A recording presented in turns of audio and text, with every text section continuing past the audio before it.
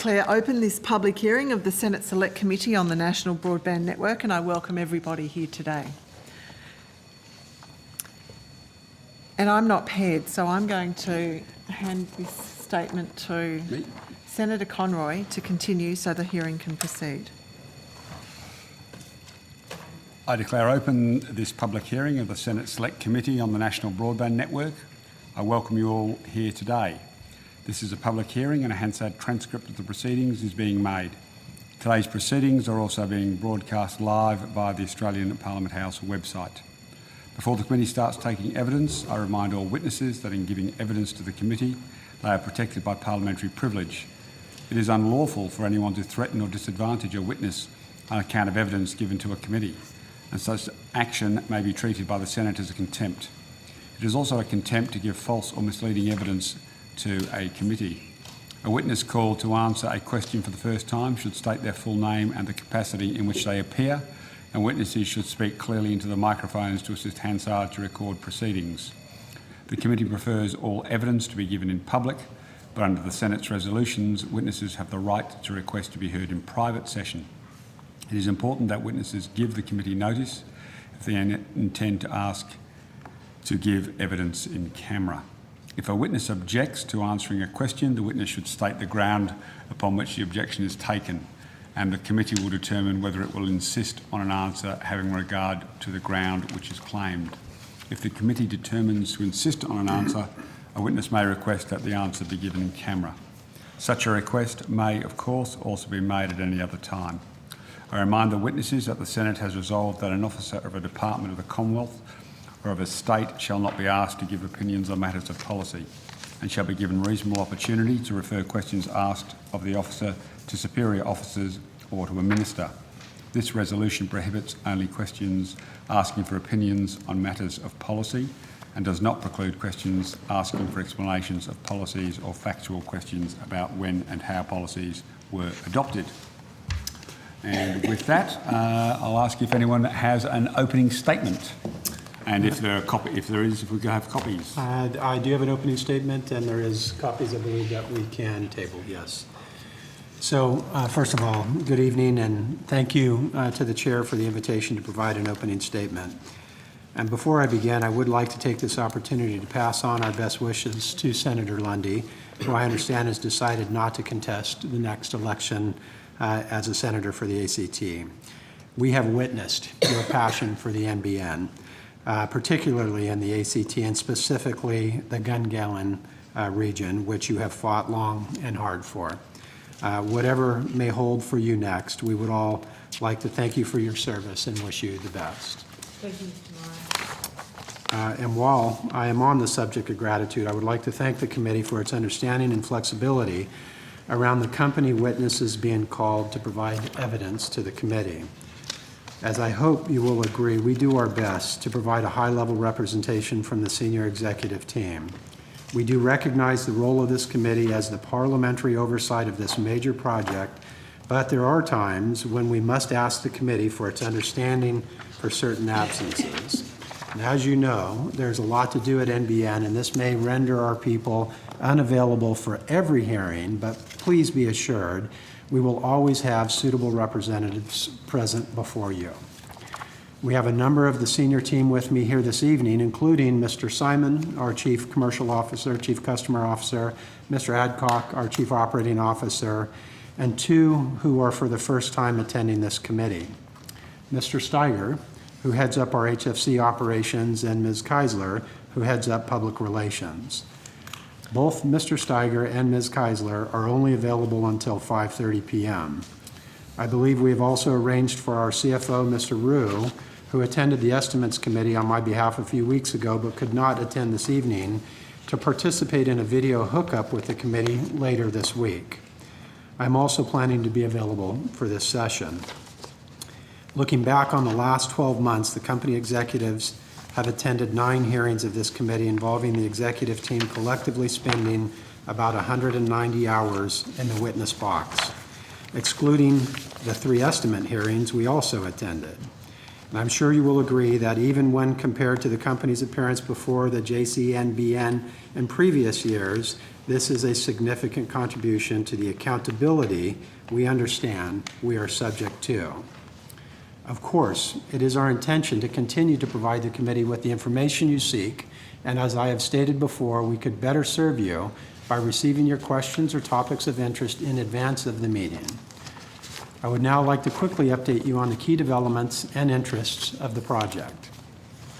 Yesterday, we released an indicative national plan of scheduled construction work looking out to June 2016. This plan represents the company's first view of the new directive from the government to follow a flexible multi-technology approach in the rollout. The information we have released outlines our plan for work to commence to bring the NBN to more than 400 cities, towns, and suburbs across Australia. The reason we offer this information is to provide our retail service providers with the information that will help them in their preparation for their respective commercial launches. It is our intent to start with an updated rolling 18-month forecast each quarter and work with our RSPs over this next year to possibly expand this out further in time. Our goal is 3 years. As with any forecast, the further out in time you look, the more likely this will be revised. At the moment, we have not included premises that will be covered by either HFC or satellite technologies. We will include these in future revisions once we are further along in our testing, process development, and external contracts. With the release of this information, there are changes to some communities as we adapted to improvements that help us deliver the NBN in line with the government's expectations. Whilst we have recently indicated what the general high-level principles are in guiding the choice of technology, there will be a need for continued flexibility as evolving circumstances could lead to a change in our initial technology choice. These principles are necessary to meet the mandate given to us by government, that we minimize peak funding, optimize economic returns, prioritize underserved areas where economically feasible, and push to enhance the company's viability. So I know you're interested in where we are up to now with the rollout. And just recently we moved past the 300,000 mark in active end users with a run rate of nearly 20,000 new end users per month. I am pleased to also report that the customer experience scores continue to improve and is very much a focus for the company. Our network build rate has been steady, and we recently set a new weekly record for the number of newly added serviceable premises. With our MDUs, we are now cabling over 10,000 end-user premises per month. By the end of June 2015, we aim to have over 1 million premises serviceable and roughly 480,000 active end users. With our interim satellite service, we are seeing an improvement in the customer experience following the addition of extra capacity for the 40,000 plus end users. I was recently in the factory where our long-term satellites are being manufactured, and I can report that all indicators suggest we are on track for a launch next year. The service to follow will transform the telecommunications experience for a lot of people in remote and regional Australia who have to date suffered substandard or no service at all. We've also been working towards the launch of FTTB and FTTN, the first of the new MTM technologies. Through our construction trials, we will have over 240,000 premises ready for connection via FTTN commencing July 2015, and by the end of the first quarter of 2015, we will have launched our fiber to the basement service. During the last 5 months, we have also consulted with our customers to ensure that we get the MTM product constructs and service equation right. As Mr. Rue mentioned a few weeks ago, the release of our 2014 to 17 corporate plan represented another important milestone. We were very open about its content, and I think the various media commentators accepted that it was, by necessity, a transition plan, and largely focused on an FY 2015 forecast. And I know you may ask why. And the reason is that we still do not have absolute certainty on all the inputs that you need to finalize a detailed financial and operational model that underpins such a forward-looking strategy. Our shareholders accept this, and we prefer to be upfront with our other stakeholders as well. We are currently in the process of working through the operating and financial plan that will be completed once we have all the inputs finalized. I can assure you that the result of this work will form the basis of a more relevant 3-year corporate plan extending out to June 2018. And it is this plan that will be the crucial guide as we move into the key period of the rollout. The recent release of the company's first quarter results for 2015 are also starting to reflect the positive and steady improvements we are making in construction, product development, and the end user experience. Again, I would like to thank the committee for the opportunity to make these opening remarks, and we welcome your questions. Thank you very much, Mr. Morrow. Senator Conroy. Yeah, thank you. Mr. Steiger, I'm assuming you've done some preparation for this? We have done some, yes. No, you personally. Yes. Given it's probably the first time you've ever appeared before a committee like this? No, I had the opportunity to do a similar Excellent. in the past in Canada. Excellent. I've sat in the upper house in Canada, I assure you. We're very similar, quiet and sedate. Now, one thing that struck me about NBN's rollout plan is that the overwhelming majority of the areas were listed in this rollout plan are outside major metropolitan areas, the big cities. Just taking Victoria, for example, apart from where you are continuing the FTTP rollout, which the former government started, of the 90 areas in Victoria named in the rollout plan, the MTM will only be rolled out to 2 locations in metropolitan Melbourne by 2016. Craigieburn and Kings Park, I think, are the 2. And if you include some outer metropolitan areas like Sunbury, Whittlesea, Mornington, you get to 5 of the 90 locations, and it's a similar story in New South Wales. I just wanted you to take us through what the thinking behind that was. Sorry, Senator, your question is directed... Whoever would like. It's That's probably right, not Mr. Steiger. Well, I promise you we'll come to you. I just wanted to give him a welcome before. Senator, the modelling around the first sort of FY16 plan took into account, well, it specifically at this point in time prioritised the areas that were outside the HFC footprint. I think that Sorry, prioritised areas? Outside the HFC footprint, I believe it would account for most of the Victorian, Melbourne, Sydney metropolitan areas. So my understanding is that NBN Co was to target denser areas to bring forward revenues. Is it that NBN Co will be relying mostly on HFC in Melbourne, Sydney and Brisbane out to 2016? Is that the rationale being that where the HFC footprint is, subject to the deals with the current asset owners, that would be the technology that would be utilised in those areas, yes.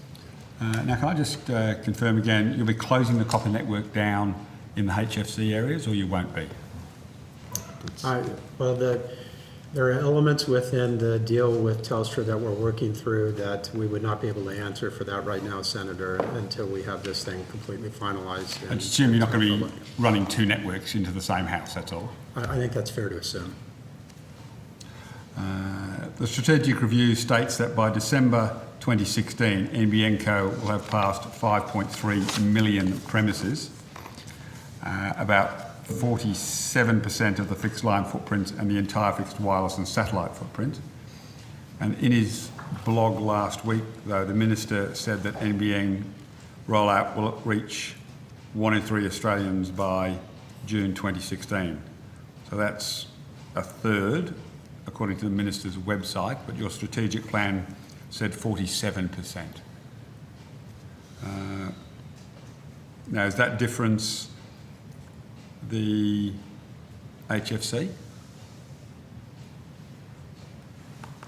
I'm sorry, Senator. Well, I'm just trying to understand either the Minister's saying you're going to miss your target by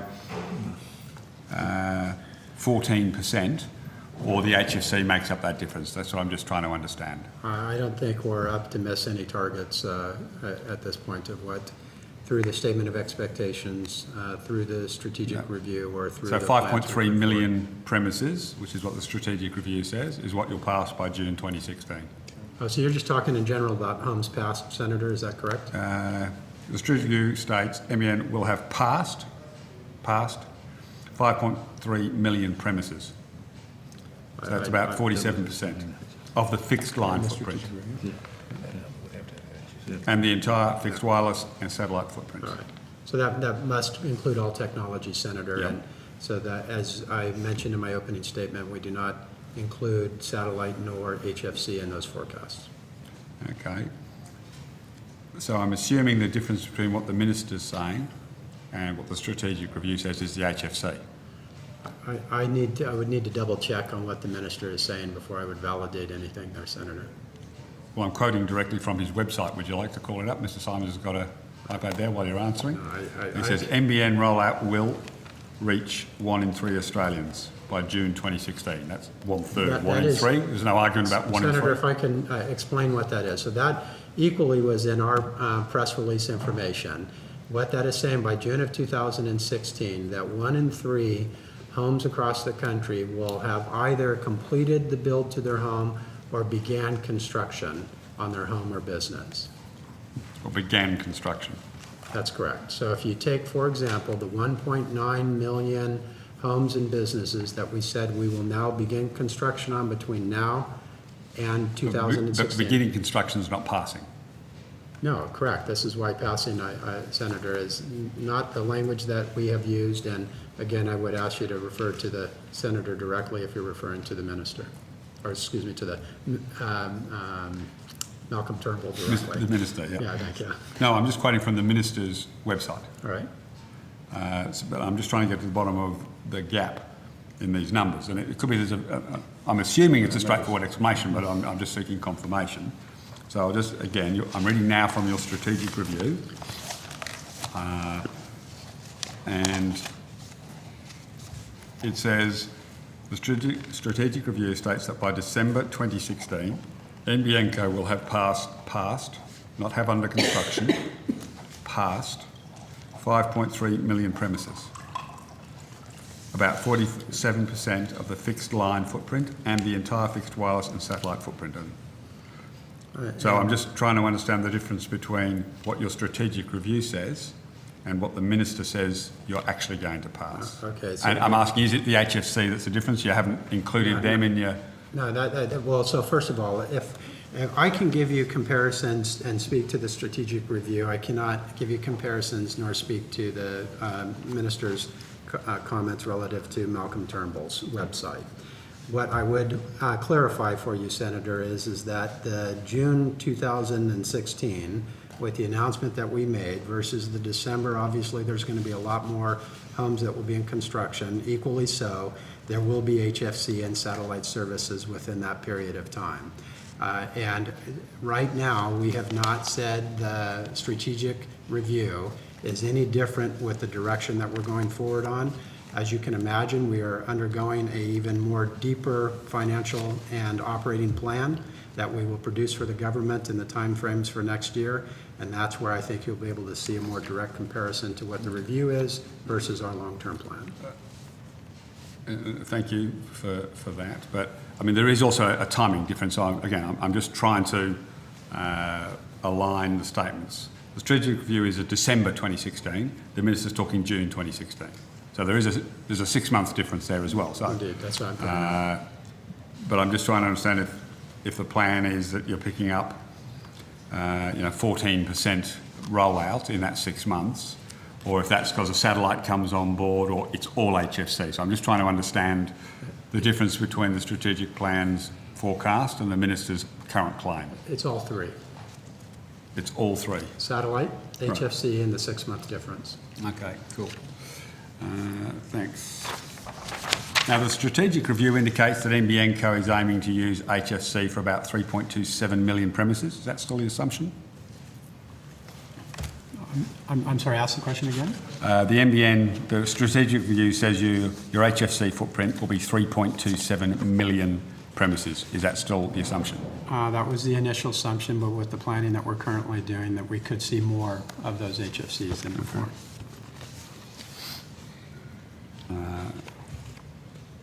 How many premises will NBN Co pass with HFC by June 2016? on your new forecast? We've not provided that information, and the reason, before you ask, that we have not provided that information is Mr. Steiger is still working through a number of trials, looking at a number of processes. We still have a number of suppliers, contracts that still are not yet in place, and we need to get those in place before we can put out forecasts for that period of time. So I just want to be clear here. You don't have a forecast, or you don't want to give us a forecast? We have an estimate from the strategic review. We have other work that has given an indication No, but as to you've what indicated numbers that you've now got a new number that is different. So you must have a number if you can say something like that. So the question is, I can tell you that it will be more than what was in the strategic review. and can you give us what that figure roughly is? No, I can't, Senator. No, you won't is the answer. You have it, but you No, choose it to would be not give it to irresponsible us. of me to give that number because Oh. it's still too loose in nature. Irresponsible. No. The strategic review assumes that it will be 2.6 million by December 2016. That's Exhibit 4.2 on page 97, if anyone cares. So I'm trying to understand why these HFC premises are not included in the 18-month rollout plan. As I explained, we're still not yet to the point to be able to put those in the forecast. When will we get a rollout plan for the HFC rollout? Sometime in the first half of next year. First half of next year.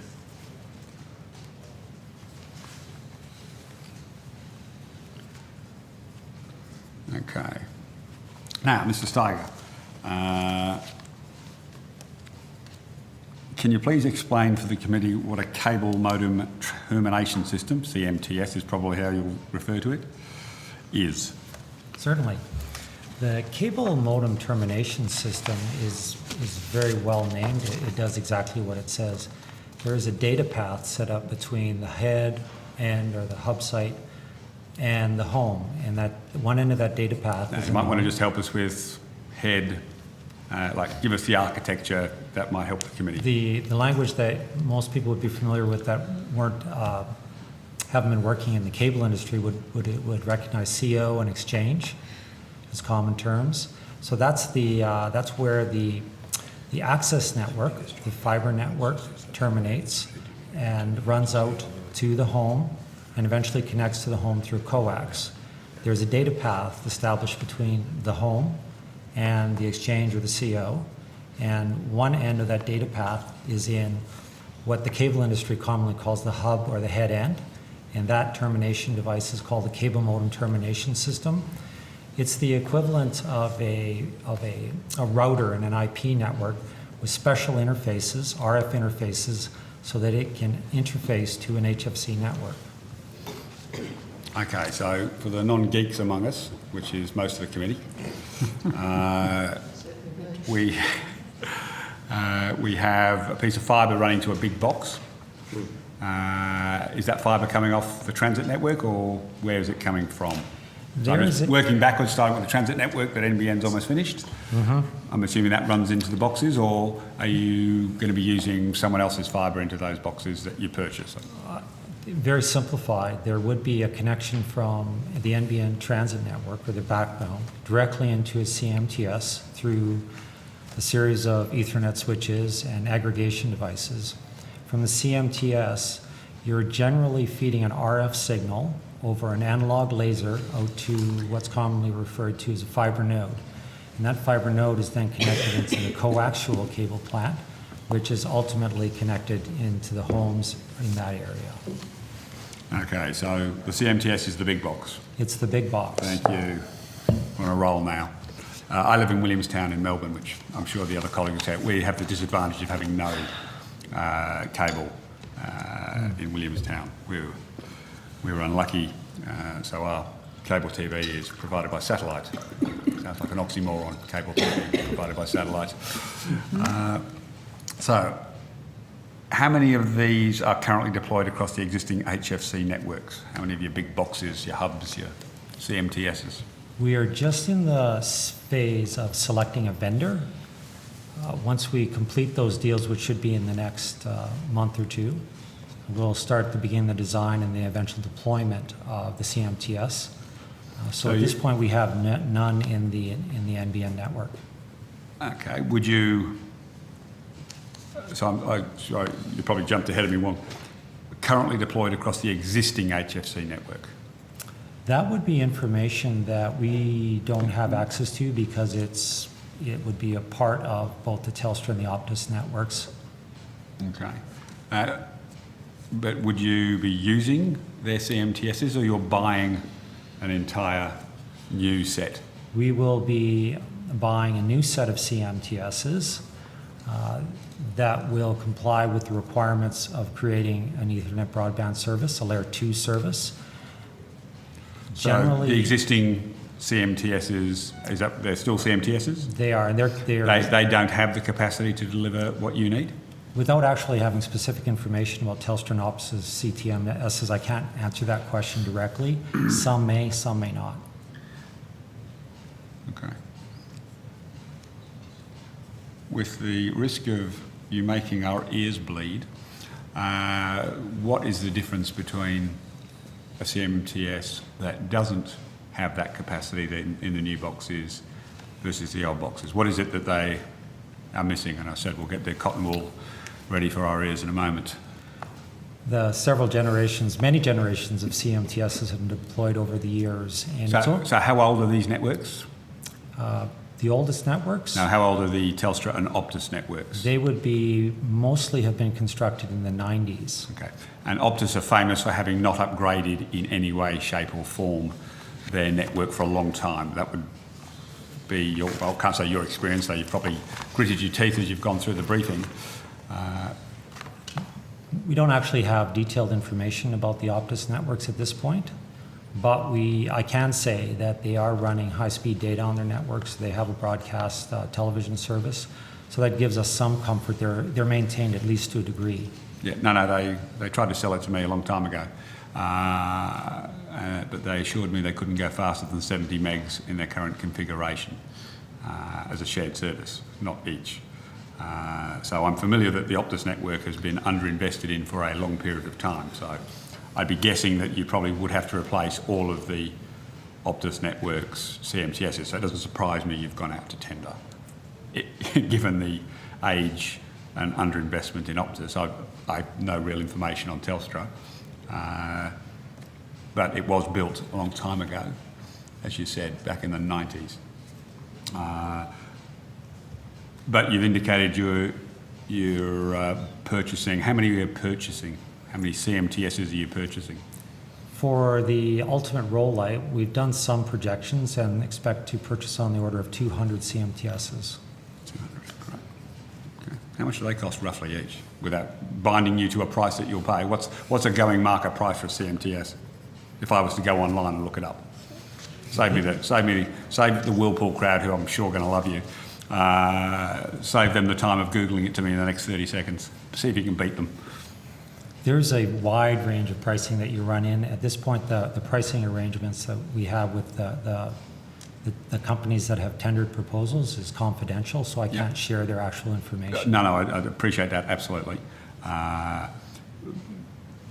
But if I was to go online or contact the company and say I want to buy one, and obviously you're buying 200, so I'm assuming that you'll get a bulk discount of some description, but what's a rack price?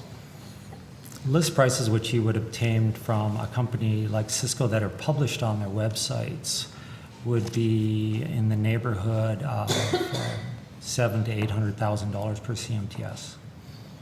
Okay. And you want about 200. I mean, I'm guessing you're going to drive a hard bargain and get a cheaper price than that, but that's your job. I don't think anyone has ever paid the Cisco list price. No, I'm sure that's the case. Now, according to my information, NBN Co will need to triple the backhaul and CMTS capacity of the existing HFC footprint just to achieve today's broadband market service levels. That's because most people with HFC today don't currently use it for broadband, they use it for pay TV. Does that sound like a reasonable starting point for a discussion? I can't comment on the triple. I'd have to get some reference for what you're measuring when you say triple. Okay, so at this stage, you don't have enough information from Telstra or Optus to make a judgment? I would say that's fair, yes. Senator, though, if it will help you in what you're after, I think we've looked abroad at many of the HFC networks to know what upgrades are necessary within Australia, depending on what the condition of the Optus and Telstra HFC networks are, and we know roughly what speeds that we should be able to provide to the end users. And those speeds are substantially greater than what many people think and what we currently have here in the country. Sorry, they're faster. What are faster than what many people think? So, for example, I have HFC in my home today using broadband from Telstra, and I get anywhere between 50 and 70 megabits per second on a downlink basis. The current standard, the most evolved... But you pay a lot for that. I mean, the price for Telstra top service, which is I'm I guessing do. you're on, is far more expensive than you'll be charging. I hope NBN and its retail service providers bring that price down because it is... It's already happened in the fibre world. So. And so the point is that with, I think, the upgrades that Dennis is talking about, the latest technology in the CMTS world, the latest in the set-top boxes, the modems that will go into the customer homes, using the latest DOCSIS 3.0 or 3.1 technology, those speeds that I have in my home are going to be far 3.1's greater. not on the market, so don't pretend you're going to be deploying it. There are people that have deployed 3.1. Don't pretend you're deploying it here yet. There are people that have that out there in the market today, No, Senator. but you're not deploying it. We're not deploying anything today. No, you're not deploying 3.1 at the We moment. will be deploying 3.1, Yes, ultimately, Senator. yes. Yeah.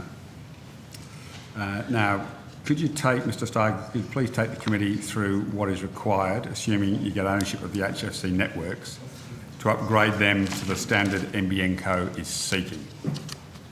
Most sources indicate that the HFC will need a fair bit of remediation to bring it up to scratch, but what do you need to do? I can take you through that at a fairly high level. I've had an opportunity to think about that, having done that in the past a number of times. After we obtain access to the HFC networks and the fiber lines and the COs and the exchanges, we'll begin a very methodical process, which will really start around the clearing of the spectrum. So not only do we need access to the physical facilities, we also need access to the spectrum on that HFC network because it's currently in use. And my understanding is that there is DOCSIS 1 modems in existence that we need to replace to clear up some of the spectrum. So we'll go through a process. No, that's DOCSIS 3.1, you mean, when you say DOCSIS 1? Oh, DOCSIS 1, yeah. Not 3.0? Which is an older technology. Yes. Yeah. Okay. So the older technology is removed, and we create some space for the network that we will be overbuilding on the HFC on a separate spectrum. At that point, we have to qualify the HFC network to make sure that it's properly operational, good signal-to-noise ratios, the node sizes are appropriate for the amount of traffic demand that we expect over the next few years. We'll be splitting any nodes, tightening the plant. So preparing the plant is a big part of our process.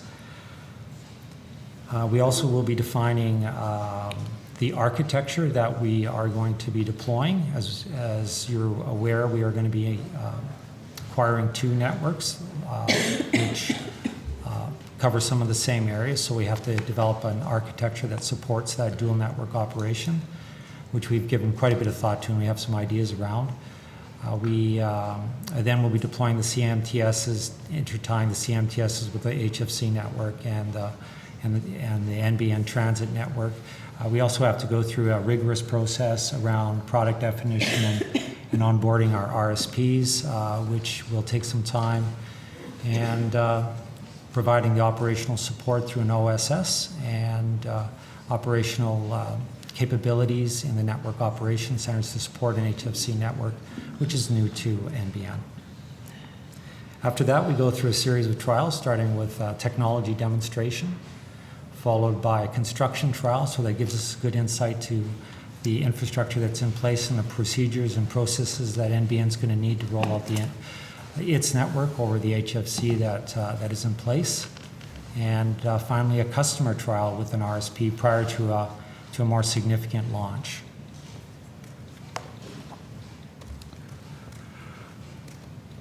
Okay, thank you. Now, I think we have discussed it, but you're essentially going to have to switch out the CMTSs, aren't you? Or just decommission them and put the new 200 or so in? Same effect, yes. Yep. And you think you'll need 200 to achieve NBN, bring them up to scratch for NBN? Yeah, perhaps I'll help a little bit. That's an estimate that we created based on a high level of confidence that we can support up to about 15,000 customers, which will give us coverage for about 3 million end customers, which starts to approximate the size of the HFC footprint, which was discussed in the strategic review. Okay. I'm just looking at an article that has been referred to, which talks about $1 million for a Cisco router, but I'm assuming this is a little bit out of date. It may or may not be. Router pricing is... It's a fairly old article, so... Oh, okay. It might be a little out of date. Prices have changed dramatically over the years, sometimes down, sometimes up, depending on at which part of the life cycle of the technology they're at. Most significantly, you'll find the price variations in published articles that you read will depend on how well equipped the chassis is. The chassis may be able to support 30 or 40 or 50,000 customers or 5,000, so the cost per customer varies greatly and the cost for the chassis varies greatly. Okay. Now, Mr. Morrow, you're still intent on purchasing both the Optus and the Telstra HFC networks? We want to secure both of those networks, yes. The ACCC has indicated that it believes in infrastructure competition again. Do you think it's reasonable to purchase both? Shouldn't you leave one in the marketplace to compete against you? I don't think that they have that much of an overlap, Senator, to where they would be good competitors to one another. Again, Sorry, the Telstra and Optus networks, which roll down the same streets in Australia. in some cases, yes, they do roll In down most the same cases, street. let's be very clear. Some people live through it. They can show you the 2 holes in the same pavements. There's 2 holes in the trees that were No, cut. trust me, I've seen it. So you're saying that they don't overlap that much? No, I'm saying that there are areas to where they don't overlap. But out of 2.7 million... The point, Senator, is that these 2 networks are something that we are interested in because collectively together, if at the right price, it would make sense for Australia to have this infrastructure available to where we can do the upgrades that Mr. Steiger has been talking about, give broadband with retail competition at a low cost to those that are in that area.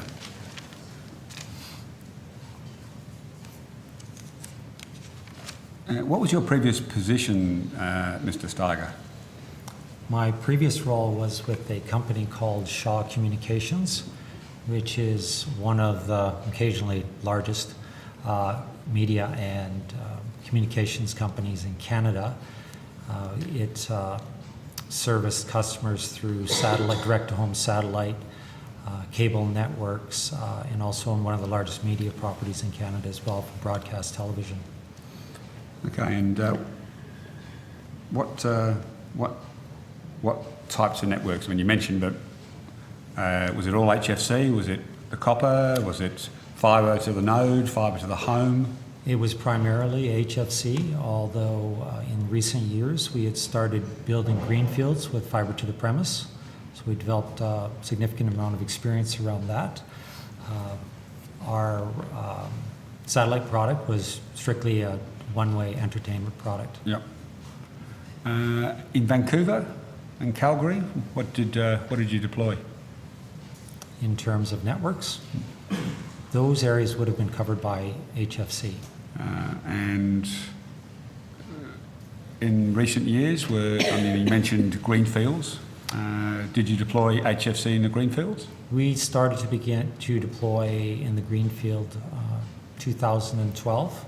2011, it was a learning period for us because technology for cable operators was quite new at that point.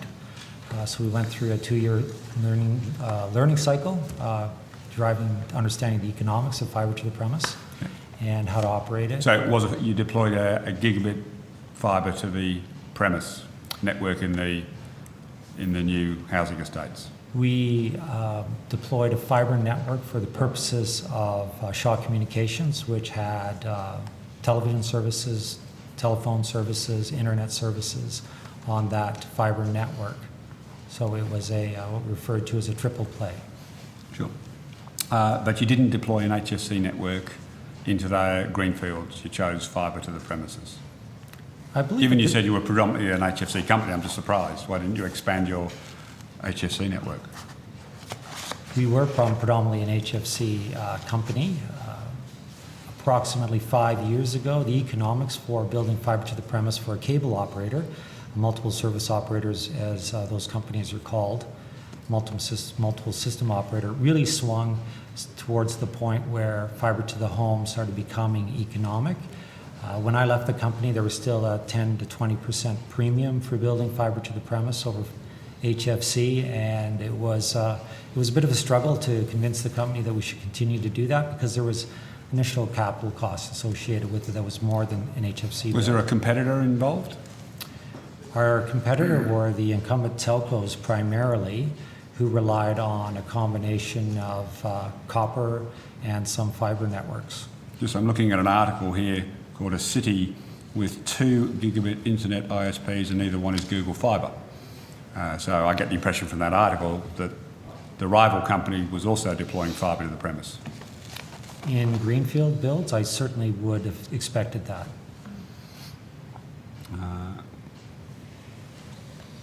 But explain to me how the economics shifted of fibre to the premise. Initially, fiber to the premise was 2 to 3 times the cost of building HFC networks. Within the last couple of years, that the cost of fiber to the premise started to drop. And we found It's got to drop a long way to make you want to deploy it rather than HFC, given how good you say the HFC product is. It was an experiment to a degree. We saw that there was going to be some value in fiber in the future, aside from the initial capital costs that we thought might make that investment worthwhile in a greenfield area. So this is an article from 2013, headed A City with 2 gigabit internet ISPs and neither one is Google Fibre. Gigabit speed for $45 to $65 in Vancouver, but not throughout the city, it says.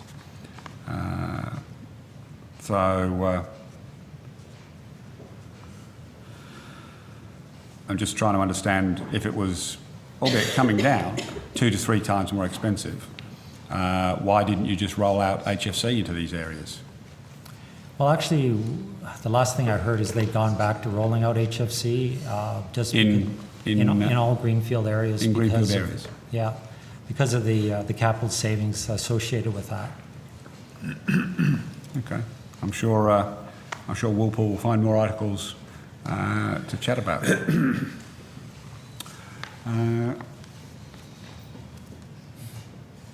Now, you may have mentioned it earlier. What else do you need to deploy to upgrade the capacity of the HFC networks to bring them up to standard? So I know you mentioned a few things. You ran through a quick list because we're all not geeks. I wonder if you could take us through what else it was you said we needed?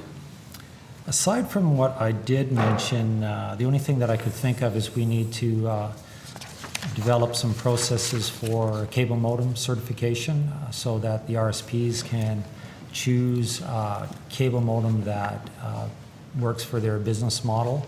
I'm sure we'll have a variety of requests, and we have to build a process around making sure the ones that we do certified are compatible with the service. Okay. Now, according to the strategic review on page 89, are you familiar with that document?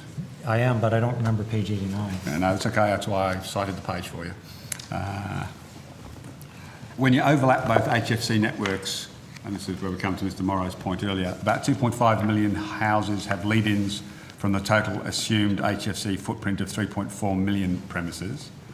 Is that still your working assumption? I think we're refining the model since then, but they, as Mr. Morrow mentioned earlier, we think those numbers might go up a little bit in terms of homes potentially serviced by HFC, but we are using that approximate 2 million lead-ins as part of the current planning. So not 2.5, it's down to 2? In terms of the number of lead-ins? Yeah. Again, we're still researching the networks on this, Senator. I think it's premature at this point. I can say that we believe that the network is in adequate shape to be consistent with the direction that the strategic review came out with. Yeah, no, I'm just trying to work out what the number you're working on. And we're still... So it was 2.5, and you now got your working assumption is now 2. Well, we're hoping there'll be at least 2. We're working off a bit of a worst-case model, so we don't know actually how many are in there exactly. So where did you get the estimate of 2.5 originally? And I appreciate you didn't write it, so Mr. Morrow, you weren't there. I think wasn't there. the good news is almost none of you. I think Mr. Adcock might have just arrived, so even I wouldn't be unkind to you and suggest you were involved with it. But I have asked the question, Senator, of how that information was derived, and it was not, we did not have rights to the specifics of each of those 2 networks. So there were several assumptions that were made within. I actually do think that the assumptions were pretty close to what data that we're now starting to be able to collect. I know you're concerned about lead-ins, and we are too. And I just want to emphasize something I think that the committee should be aware of. When you look at HFC, a large portion of this is aerial. The drop or the lead-in that you run from that span or power pole to the home is a very normal process. That's an hour to two long of a job. Very low cost to be able to get in, very low disruption to the homeowner. It's not digging up the driveway, it's not digging up the garden. So when we think about the lead-ins that are missing from HFC versus the lead-ins missing from an FTTP, it's very different. And we're all bruised from the lead-in issue on FTTP. So we're cautious about how it looks at HFC, but I want to assure the committee it's not the same thing, and there are many people out there that say I'd rather have You seem that. very sensitive there, Mr. Morrow. I was just actually trying to establish a number, but thank you for all that extra information. I'm trying to help you, Senator. Always. Now, according to the strategic review, when you overlap both HFC networks, about 200,000 premises do not have lead-ins. Is that still your working assumption? No, I'm sorry. I think I might have to clarify the question. You're asking me how many of the premises in an HFC area don't have lead-ins? Yes. The original assumption was 200,000. That's off the 2.7. That's not right. Yeah. That would have been in where both networks overlap, if I'm reading the that's what I'm chart saying. correctly. Yeah. Yes. Yeah. Where they both overlap, Yes. about 200,000 premises do not have lead-ins. So I'm asking you, is that still your working assumption? The assumption that we're working on right now is that we would have at least 2 million lead-ins, and the HFC footprint is still being defined. So we expect to have almost 50% of the premises currently having a lead-in, and that's what we're So modeling 50%, you said? approximately. Okay, thanks. That means 50% don't have lead-ins. That's Maths. what we're modeling. We don't have specific information. Okay. It's just 2.5 out of 3.4 is a bit more than 50%. So I'm just trying to understand where you're up to. And I appreciate it's a refining process. Senator, if you're asking if there's fewer lead-ins than what was in the strategic review, there are fewer than we believe that when the strategic review was done and estimated the number of lead-ins on a percentage basis of that network, we believe that there's a lower percentage of homes with lead-ins in that. The exact number we're still not aware of. We're still collecting information from the 2 companies. We do not have a deal signed just yet, so we do not have all the information. And I appreciate we'd that. like. I'm just trying to establish what your factual working assumptions are compared to the strategic review, which is a board and company-owned document. Now, according to the strategic review, when you overlap both HFC networks, about 700,000 premises in the HFC footprint are not even passed by HFC. Is that still your working assumption? Yes, that would be our worst case that we're using right now. But as Mr. Morrow said earlier, we feel that there'll be a larger footprint for HFC, and we expect that number to change. In terms of the number of premises that have no lead-in, I interpret this graph a little bit differently, as Telstra has approximately 1 million premises that don't have a lead-in. Optus has 300,000. And in the overlapping areas, 200,000. Now, I may not be interpreting that correctly, but it certainly suggests that there is a lot of, I shouldn't say a lot, but a lot more than 200,000 homes that don't have a lead-in. Yeah, so I'm like you, I'm trying to interpret the information in that graph, and I'm struggling a bit as well. So if I can just go with, and hopefully we can get some clarity. So there's about 700,000 premises will need to be passed, but you're actually suggesting it might be more, but let's just stay with 700,000, worst case scenario. And about 900,000 premises will need lead-ins. Does that sort of equate roughly? And I'm working off the same graph, and I don't know if it's accurate or part of your updated figure. Senator, I will interject here. I think it is far too premature for us to give the specific statistics around this. We do not even have, as you know, an agreement with these two companies. I'm just asking if you're standing by the strategic review Until that we have you are any- signed up to, Mr. Morrow. I'm not asking any more complex questions. And until we have a different plan, that yes, we are standing by the Well, strategic. Mr. Starger seems to be well versed already and have been able to He contribute has some without you trying to preliminary close him information. down. He has some He's preliminary being very information helpful he's to the trying go committee, by. and But again, I looks want to me come like back you're trying to talk over him, so stop him I answering do, questions. because I want to be responsible to you, Senator. I want to be responsible to the committee and be able to give facts when they're made available. Until those facts are made available, there's a lot of hypothesis that's being built in. And He's I think designing Mr. your Steiger's network. trying to, I'm sorry? He's designing your network and just giving He perfectly does not have reasonable all of the answers. facts to be able to design the network. He's been in Have the you got the position message? for You're 6 not allowed weeks. to answer frankly like you've been doing, Mr. Steiger. Perhaps if we could hear Mr. Morrow's answer instead. Mr. Morrow's talking over Mr. Steiger. No, Mr. Morrow was answering your questions and you keep interrupting, and I'm interested. No, in Mr. what he's Morrow got to isn't say. answering my questions at all. He's doing the exact opposite I of would be- answering my Senators, questions. I'm just interested in allow, what Mr. Morrow has to say. just allow the witnesses to respond to So the anyway, questions. just to move on. Are the 700,000 premises not passed by HFC predominantly MDUs? I don't have that information. Do you have any information about the network you're designing that you're able to share with the committee?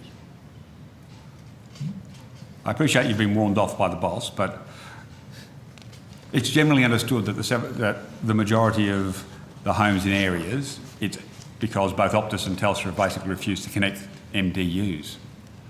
That's common knowledge, it's not a secret. Senator, So I'm now asking you to confirm whether you think that's the case. The model that we're using, which is in the strategic review, is approximately 1.7 million homes with lead-ins. Let me get my numbers right here. I don't want to misquote. 2.7 million homes passed by HFC, and about another 700,000 in the footprint. And if I interpret this document correctly, there's approximately 1.5 million of that don't have lead-ins. Okay. Now, NBN Co's deployment principles indicate that for most homes and businesses, if already served by the Optus or Telstra HFC networks, these areas will likely receive fast broadband over an upgraded HFC network. So does this mean that NBN Co plans to serve MDUs in the HFC footprint with HFC? There are actually some pretty creative solutions for MDUs in HFC areas, along with businesses, also a challenge. And that will allow us to service economically. I wasn't asking you how you were going to do it, I was just asking, are you going to do it? I'll get to how in a minute, but I appreciate you being helpful. You're in so much trouble when you get back to the office. Are you asking relative to the MDUs, how we're going to wire up the MDUs? I'm just asking if within HFC footprint, Yes. there's an MDU that doesn't have Yes. a lead-in, which is most we understand, just And colloquially, whether you're going to be putting HFC into it. Yeah, in some cases, yes, we will. What are we doing in the other cases? Well, we'll use alternative technologies. So again, think of the size. So you will put fibre to the basement into MDUs in HFC footprints. That's what I'm trying to establish. Yeah, now let me give you a high-level example, and this is more of a commercial-related issue than a technology one, which Dennis is responsible for. So if you take 3 different sizes of MDUs, let's take a 6-unit EUP MDU, and let's take a 200 and a 1,000, just as an example. If you're only wiring up the small one on this, and you're in an HFC area, the most economical method is to go ahead and just finish HFC and run it up and get it into those individual units. And you have a nice, clean system, the most economical and fastest way to provide fast broadband to those users. So for the small one, you just do what? Keep going HFC. Okay. Put in HFC. And you're aware the average size of an MDU in Australia is 9? Exactly. So a lot of them are, the small ones are going to continue to get HFC if they're in an HFC area. But if they're a big apartment block, Yes, and then that may be different. Let's say that there is a 1,000-unit apartment block in an HFC area. It probably is more, and they are not already wired up with HFC today, it's probably more economical to go ahead and run fiber to that basement and run it in the classic way we're going to do FTTB. So the point here, Senator, and this is why I do not want to frustrate you or the committee, that there's so many more details that we need before we can generalize the answers that you're asking. I'm not from the asking questions detailed asked. questions. I'm asking basic, generic number questions. And it could be very troublesome because we don't have the specifics and the facts yet around all of this. Yeah, no, we're getting used to the lack of transparency from NBN, Mr. Morrow, don't worry. So will you need to recable these MDUs, Mr. Steiger? And I appreciate the point you made about there's constructive, innovative ways to do it, but what would be the way? Take Mr. Morrow's 3 examples, and he's given one, we just keep going with the HFC. But do you need to recable these MDUs? We would not recable all the MDUs. What would be a threshold decision? I would just give you some high level that would be done in any environment, NBN or not NBN, where we had access to this infrastructure. Small MDUs, 4, 5, 6, 8 units, would certainly first try to cable with coax. In the mid-size, we would likely use the existing copper wiring in the infrastructure and backhaul it on HFC. And in large MDUs, where we're talking hundreds of units, then you tend to use fiber to the building technology. Sorry, fibre to the... Fiber to the building technology in those areas. Now, just out of interest, going back for a second, how do you plan to migrate customers from the current network owners' CMTSs to your new CMTSs? What's the process? It's actually fairly straightforward. The RSP supplies the end user, the end customer, with a new modem. And that new modem is configured to connect to the NBN CMTS and get its services. The old modem is disconnected from the network and services for that stop. So that customer has, I would say, migrated in a fairly transparent way with a modem replacement. Okay. So you've got to swap a box out in the home. Yes. If you're installing new lead-ins and cabling up MDUs, why wouldn't you just install fibre to the basement or FTTP? In large MDUs, Yeah, the cost per premise for Yeah. Customer Connect would seem at this point to be about the same for FTTP and HFC. Like, you're doing exactly the same thing. You're going in with a lead-in from the street and you're cabling and swapping out a modem. They seem to be identical jobs except the piece of cable you're holding in your hand you're doing. yeah, the two scenarios. One is 2 of them are backhauled on HFC for the small and medium-sized MDUs. In the large MDU, likely backhaul, and this is a practice that's common. You'd likely backhaul a large MDU with a direct fiber. And in that MDU, if you already had coax, you'd use that coax. And some of the large MDUs may have coax. Likely they don't in many Australian cases. However, you can also use the existing copper twisted pair in that MDU and backhaul it with a fiber to the building scenario. So you put fibre to the building. That's funny. Senator, can I clarify this? 'Cause You can clarify anything you want, Mr. Morrow. I'm sure you've got a wet blanket you're about to throw onto Mr. Steiger. No, I am not. Mr. Steiger is spot on accurate with this, and he is an expert in this field. He has developed these networks, and he's a great representative for the company. What Mr. Steiger is telling the committee is that in a case of a large skyrise multi-dwelling unit that has, let's say, 1,000 EUPs within it, it's going to make more economic sense to run fiber to that basement, use the copper facilities already in there, and do an FTTB, right? Everybody knows that, and that is being practiced all around the world. Even when you're in HFC area, the cost of running that coax up to those 1,000 units would be more than the cost savings you would have of running fiber out to that particular location. We do not care about the technologies that's used. All we care about is the service level, the speed of the rollout, and the economics behind this to preserve the taxpayer money here in the country. And this is why every situation is going to be looked at through that economic lens. Everything Mr. Steiger has said is true and correct. Look, unfortunately, Mr. Steiger has to go at 5:30, and I have a lot of questions I've got. So we don't need you to paraphrase over the top, or he'll miss his plane. And I am very The keen. committee's clear, though, I am on very the keen company to management's not hold position. Mr. Steiger up. But if you keep talking like this, I'll let him go, and then he can join us on the hookup on Thursday, and we'll keep going. Okay? And I don't I know want you to. want to have accurate information, though, Senator.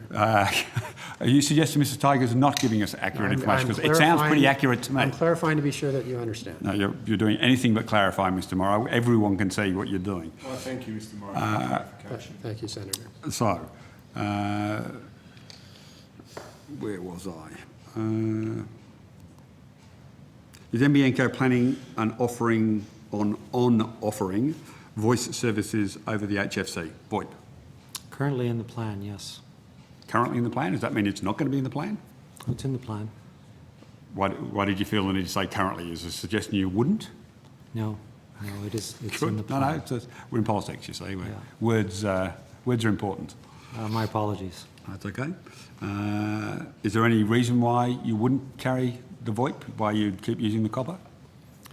Those customers that don't buy a VoIP service from the RSP, we wouldn't provide a VoIP service to them. You wouldn't? You wouldn't, yeah. So you would actually operate a copper network, I'm sorry. and there's no suggestion that people are going to be left without a voice connection of some sort. So everyone's going to receive a VoIP service, or they're going to continue to use their copper. Or not have any voice services at all. Oh yeah, they may give Yeah. that up, but Which is the despite scenario. the crazy predictions, that's not been something that's happened en masse, despite the substitution claims by many people, as I'm sure you've seen from the internal working documents, getting a very good take-up exactly as predicted. So I'm just trying to be clear about why you wouldn't and why you... It will be part of the service. There's an additional cost for a cable modem that supports voice. So we wouldn't expect to push that cost on an end user unless they actually ordered the service. So you will make them pay more if they want to VoIP. So let me just clarify, so that from a product construct perspective, the product construct we're developing is an Ethernet layer 2 service, and voice will be delivered over VoIP. Yes, thank you. But Mr. Steiger just indicated if they want a voice service, they are going to pay more for a different modem. Is that correct? The modem Is more expensive. It will have to be determined, but the voice will be delivered through the HFC VoIP capability. Cool. Is existing customer premise equipment on the HFC adequate for providing these services on the Telstra and Optus HFC networks? The existing customer premise equipment, referring to their cable modem, I believe, some will be, but some will not be. But you're going to swap them all out just for practicality? The RSP may choose to swap them out. So the RSP is providing the modem from now on for HFC, not NBN. That is my understanding. So we will spec out the cable modems.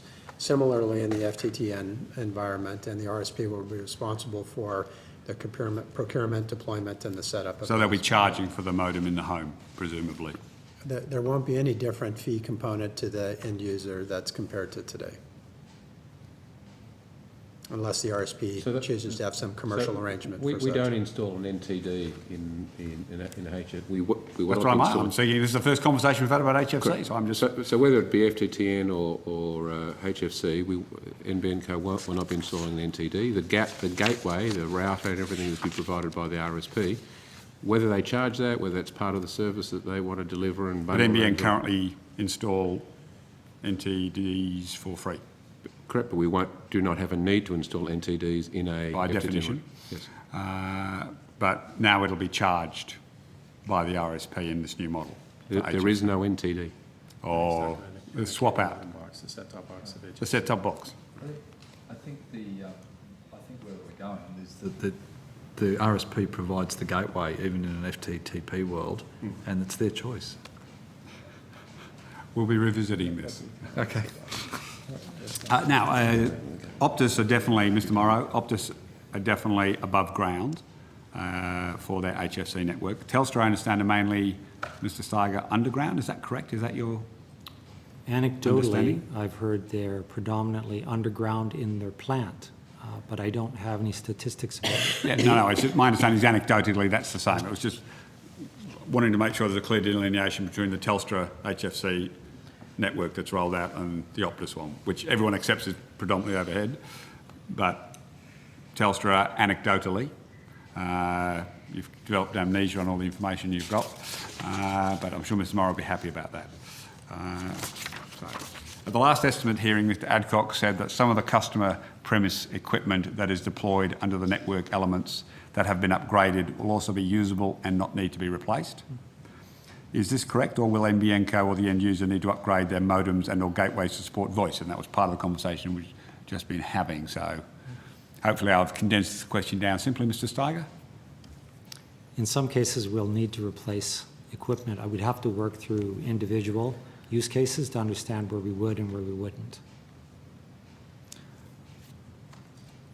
What would be the circumstance, just whether it's an old one, or you'd walk in, look at it and go, it's an old one, or it's not an old one? Most of the modems sold today won't support the Layer 2 Ethernet service. The most recent ones, the most recent DOCSIS 3 ones will, but they will be in a minority. Okay, now just clarifying again, the underground lead-ins for HFC for Telstra are underground. I'm not... Anecdotally. Anecdotally, their plant is primarily Define underground. plant as opposed to a lead-in. The Help, plant- help us out that aren't experts on HFC. What I'm describing when I use the word plant is what runs down the streets, and what I'm referring to, well, you're well aware with the lead-in, and that's how we distinguish the two. The plant is the primary HFC network. The lead-in is the drop that the customer connects to that network through. But again, Senator, this is the very reason why it's premature to have these discussions, because there are so many different definitions. Let me explain. Welcome to Australia. Let me explain that while the Telstra, we do feel that the majority of the Telstra HFC network is delivered underground down the street. Many of the lead-ins, we understand, actually lift up, go up a riser, up a pole, and then out to the home. So how many of these, we don't know. Again, we do not own these networks yet, and the deal is not done to know exactly how that is going to happen, or at least what could be revealed at this point. But there's a lot of aerial lead-ins, and that's going to be the predominant way in which we will attach the home to the network. Okay, I get the impression you're suggesting that you're running MTM in the same streets as the MDUs, so that you're almost running two networks into the same areas. The network largely already exists. Yeah, for no, HFC. but that's what I'm confused about. I mean, from Mr Steiger's suggestion, you could be running fibre into areas where you've got HFC. That is true. Okay. Now, all the CapEx assumptions for HFC in the strategic review, shockingly you'll discover, Mr Steiger, have been redacted. And the corporate plan tells us even less. If you're a business in the corporate world, you'd have been closed down by the corporate regulator by now. What can you tell us about the capital expenditure expected for the HFC upgrade? Nothing. Did you say nothing then, Nothing. Mr Morrow? Yes, that's You've right. just instructed Mr Steiger to say an answer Absolutely, I of did. nothing? Yes, I did. Okay, Senator. I just wanted it on the record. I thought I heard you say it. I did You've say it, instructed Mr nothing. Steiger that the answer is nothing. That's right. What assumptions are you making about the cost per premise for HFC to pass and to connect? The assumption that we're using is in the strategic review.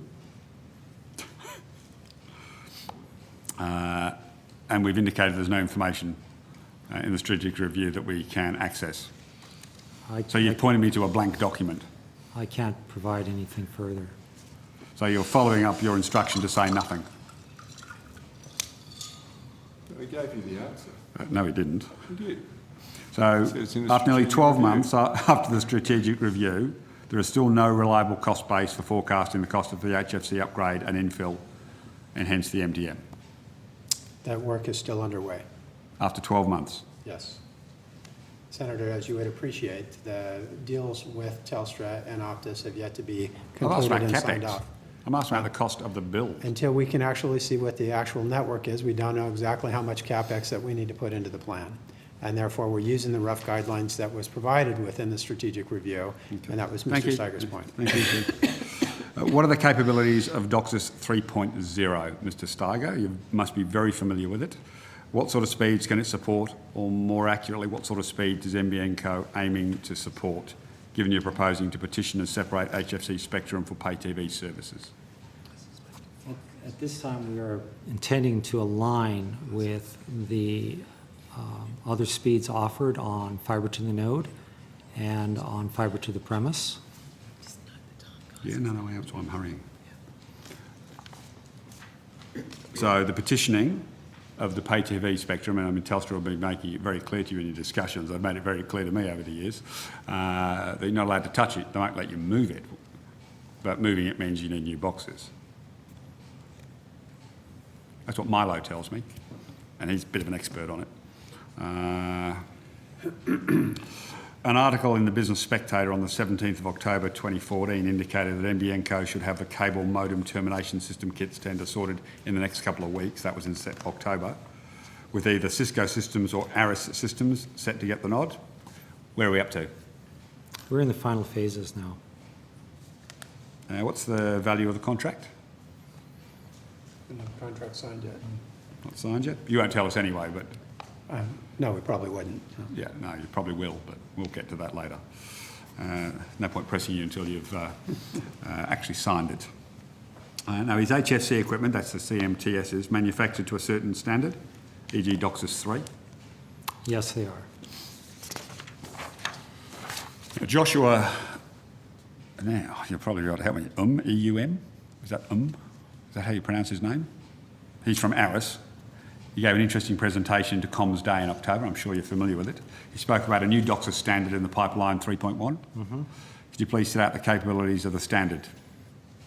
They are fundamentally aimed at creating two things: better spectral efficiency, so giving an available spectrum 100, 200, 300 megahertz, you can actually increase the data throughput in both the downstream and the upstream directions. That is number one.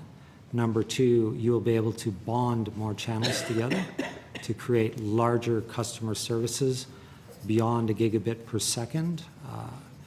There's a number of other advantages with DOCSIS 3.1, but those are the two important Okay, ones. cool. Now, are you familiar with a US organisation known as Cable Labs? Yes. According to a recent press article, Cable Labs, and I'm quoting, is scrambling to start certifying new DOCSIS 3.1 equipment for the cable industry's use as early as next spring. Are you aware of these developments? I am, yes. The strategic review indicates that NBN Co may upgrade the HFC network to DOCSIS 3.1 in 2017. And it states, building out the network from 750 megahertz to 1 gigahertz, providing access to another 38 megahertz channels, adding 1.5 gig to at 256 QAM. This could be done concurrent with upgrading to DOCSIS 3.1 expected in 2017 to allow expansion of upstream capacity concurrent with expansion of downstream capacity. Is that right? That is a model that was proposed in the strategic review. Will you be upgrading to DOCSIS 3.1 in 2017? It's preliminary to understand if we're going to need to. There'll be a certain degree of... If not 2017, when would you do the upgrade to DOCSIS 3.1? It's not, in the foreseeable future, it's not a requirement to upgrade to DOCSIS 3.1.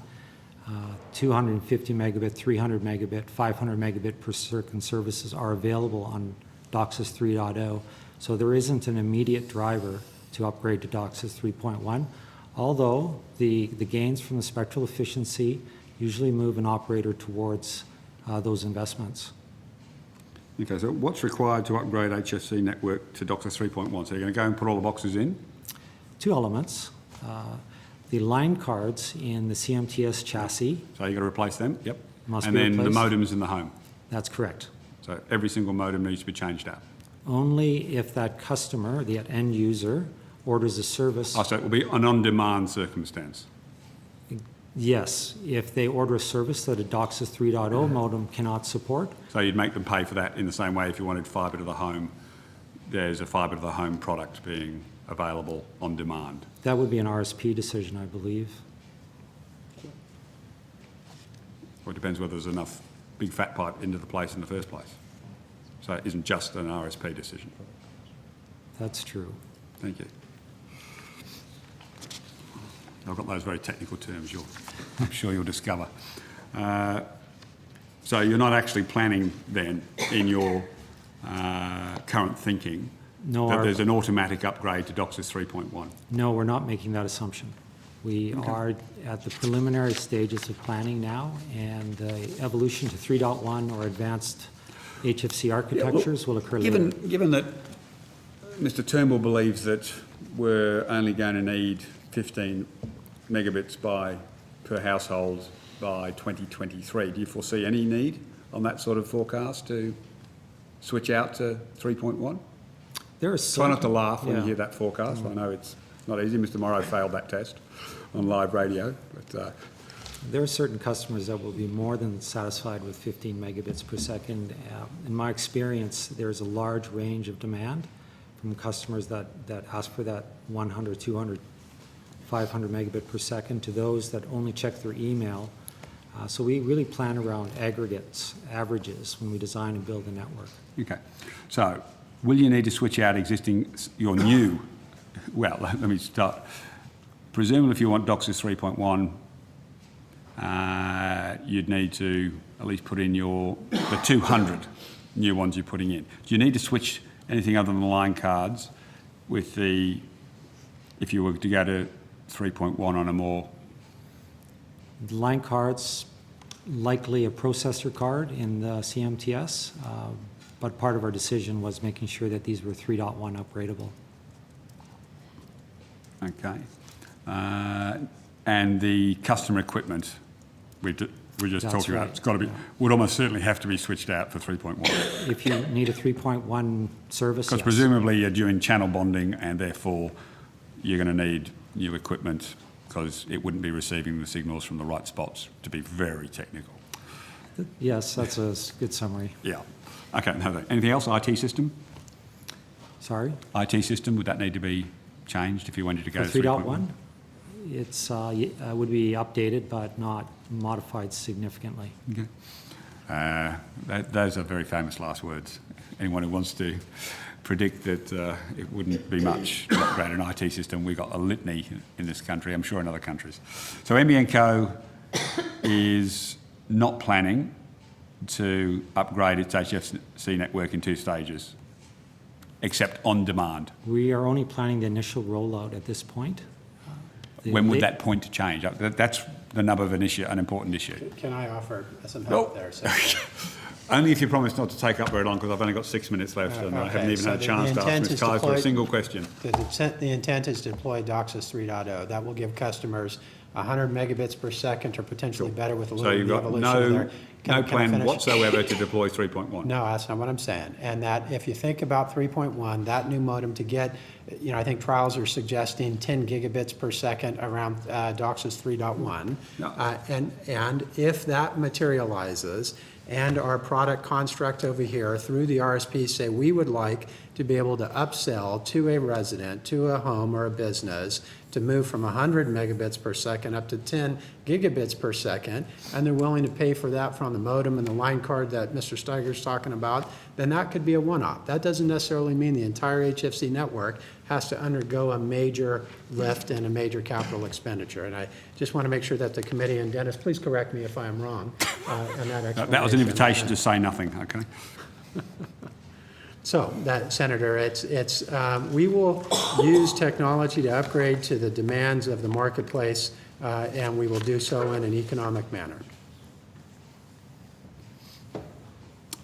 Now, it's been suggested at some stage, though Mr Morrow will want to try and talk for the remaining 6 minutes, that there is an upgrade pathway to fibre to the premise. But it doesn't sound like you're not giving any thought with the HFC area for a future upgrade to the fibre to the premise as part of the HFC area at all. So, like with FTTN, it's alleged that there's going to be an upgrade pathway, but with HFC, that's it. There is no upgrade pathway in the HFC footprint to fibre to the premise in the future. I actually heard that question asked previously, I think at an earlier session, and We were told you weren't available, and you're sitting there watching. Keep going, Mr. Steiger. I actually saw it on offline video Yeah, right. a couple days ago. Oh, okay. Now, there is no upgrade path currently forecast because the capabilities of HFC are very high. The lead-in, coax lead-in is capable of 30 gigabits per second. So the industry hasn't forecast the need to go beyond that at this point. However, it would be feasible to go fiber to the premise at some point. I could probably fly at some point too, but your job is to do some forecasting with hard numbers and provide that information ultimately to this committee, even though you'll be tempted to not provide the committee with the information. So I'm just trying to understand whether there's any upgrade pathway in HFC to fibre to the premise, and the answer seems to be it's not on your agenda between now and 2040, which is when you're building the network for. Mr Morrow, would you want to obfuscate a little bit more? I'm going to save your minutes for the two executives here, and I'll... Yeah, no, and Ms Kaiser's got to go now as well. She does, yes. Okay. My apologies for taking so long, Ms Kaiser. Where did you work previously? Most recently with Vodafone Australia. And where before that? Telstra. And before that? I travelled Monash City Council prior to that. Okay, thank you. Now, you're familiar with the GBE guidelines? I am. Paragraph 2.5 of the GBE guidelines states that the government expects GBE boards to establish and maintain a code of conduct for directors, employees and contractors, and ensure that GBEs in undertaking their business avoid activities that could give rise to questions about their political impartiality. You're familiar with that particular one? I am. You're a prolific tweeter. I've already raised on a number of examples with Mr Morrow at previous hearings. Has Mr Morrow raised these matters with you? Mr Morrow did raise with me, has spoken to me on a couple of occasions about my tweeting, yes. Okay, so I'd like to talk to you about some of your more recent tweets. On the 7th of September 2014, the day after a story appeared in the Fairfax media on a trial in Milton 10, you tweeted, Nick, it's an inaccurate report. Note the absence of NBN commentary, no such pilot. NBN is cheaper and sooner. Now, NBN Co, as I'm sure you're familiar, has admitted that there was a trial in Milton 10. Why did you mislead the public, Senator, indicating there was no such pilot? I think the important thing about Twitter is not to take a bite out of it. It is a live conversation, and to take a single statement out of Twitter would be to walk up to the water cooler, hear one sentence and assume to know the entire story. In relation to that specific tweet, I was responding to commentary relating to an article that claimed there was a trial that delivered 50% savings in cost and time, and I was stating that there was no such trial. I think in hindsight, I could have been clearer and perhaps called out that there were no such findings, but I was limited to 140 characters. And as you just read out, I think I crammed a fair bit into that tweet as it was. No, you crammed a fair bit of inaccuracy into that tweet, that is true. Now, on October, I'm going fast, apologies, because I'm conscious that you okay. want to get away. On October 18th, you tweeted a photo of a tourist sign in Melton with a comment, "Nothing to see here, people, literally nothing." What do you mean by that? Senator, I think you'll appreciate I have a fairly stressful job, and humour is something that I use as a coping mechanism. Given my earlier statement around maintaining a context around any conversation, that tweet was directed to some very engaged followers of mine who I think would find it humorous that I was coincidentally Do any of them live in Melton? Pardon? Do any of them live in Melton? Any of these engaged followers of yours? I don't know. We haven't discussed their private details. But, I mean, the context of it was, the importance of Twitter for me is genuine conversation, and sometimes that involves humour. There's nothing intended of that other than what it was. Now, you're a public servant now. You I might am. have been previously when Telstra was still owned by the government. But avoid activities that should give rise to questions about their political impartiality. I would have thought you, of all people, as head of PR, would be the most aware of that. So on Saturday the 22nd of November, you tweeted, "Why should the ABC and SBS be immune to cuts every media house and corporation has felt over the past few years? We're all doing more for less." Is there a question? In your professional judgment, do you think it's wise for an NBN Co's head of communications, required under the GBE guidelines, to avoid articles that give rise to questions about their political impartiality, to exhibit support for a government decision on a weekend where that decision is the single most politically charged issue in the country, with thousands of people turning up in the streets to protest at the government cuts and broken promises in the ABC? Senator, as indicated by my career history, Or is that humour as well? I've been in the... No, not at all. It's a genuine question. I've been in the industry for more than 15 years. If you look at Channel 10, Fairfax, all of the media houses, Telstra, Vodafone, we've all been through cuts, and it was a genuine question. It had No, nothing it's a to genuine do with comment, politics. it's not a question. You're supporting the fact that they've been cut. I was saying I find it hard to... I haven't got the words in front of me, but I find it hard to Why believe that should- anyone could be immune in this environment. Why should ABC and SBS be immune to cuts every media house and corporation has felt over the past few years? We're all doing more for less. I don't think I'm That is a left question, anything Senator. out. That's the That's entire... that was a question. No, it's a comment indicating support for those cuts. It was a question. It was to generate discussion with a very engaged audience. I have over 600 followers who are regularly engaged with me. It's one of the strengths I have in terms of building relationships. I don't just tweet out holding statements. I have Done a conversations. brilliant job with this side of the table. There was nothing politically intended about that tweet, Senator. But Except it's support for a government policy to cut the ABC. it had nothing to do with the policy behind it. It's to do with my experience in the industry. Okay. I'm very conscious of the time, and I agreed to let you get away at Thank you, 5:30. I probably do have a few more questions, and I may have a few for Mr. Steiger I haven't quite got to. It may be possible he's able to join us on Thursday afternoon, depending on... I'll have a chat and see whether he's available or not, and if we've got any other questions we want to follow up on. And happy to take any on notice as well. Yep, cool. Thank you, Dennis. Thank you. This is just your answers don't make it to us. They get filtered, so it makes it a bit frustrating to have to keep I hope calling they're- you back I hope to they're ask you the clear. same question over and I over hope they're again. clear, Senator. My intent is just to be clear, honestly. Thank you. It is Ms. Keisler's birthday today, and she's flying back for her children to celebrate that with her. Happy birthday, commiserations. A miserable place to spend your birthday. I learned a lot about HFC. It's just the beginning, tragically.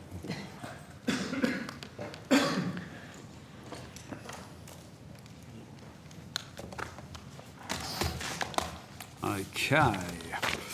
Now, Mr. Morrow, in a blog post last week, the Minister said, and I quote, as of November, excuse me a second, over 1.2 million homes and businesses can either access the NBN or are in areas where construction is currently underway. The new rollout plan reveals that by June 2016, an additional 1.79 million premises in the fixed line footprint will have access or work underway. An additional 128,000 premises in the fixed wireless footprint will have access or work underway. Now, the Minister appears to be introducing a new metric here that current management hasn't used before. It's called have access or work underway.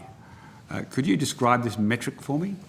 Well, so I think, first of all, Senator... Mr Adcock, I'm sure would love to jump in at this point. and I hope he does. He hopes he doesn't. I want to just set the context, first of all. The public information that we provide is predominantly for the RSPs. The RSPs, as you know, having set a lot of this stuff up, they want to know as early on in advance so they can prepare for their commercial launches. When they know an area is starting construction, they know there's a degree of definity to it. They know that there's a period in time where that network will complete and that end users can start to subscribe to the NBN broadband network. So we, in consultation with them, they have felt that that is an important bit of information to understand.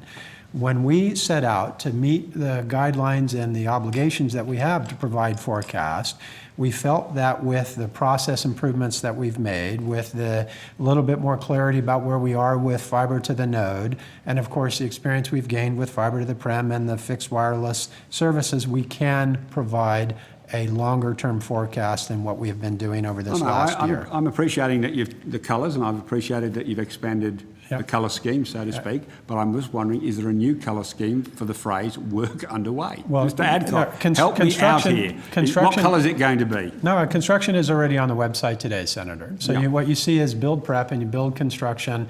Yeah, but we've got work underway now as a new definition, so we've got a new colour for work underway. Yeah, please, help out, Greg. The Senators, you know, we have had this exchange many times.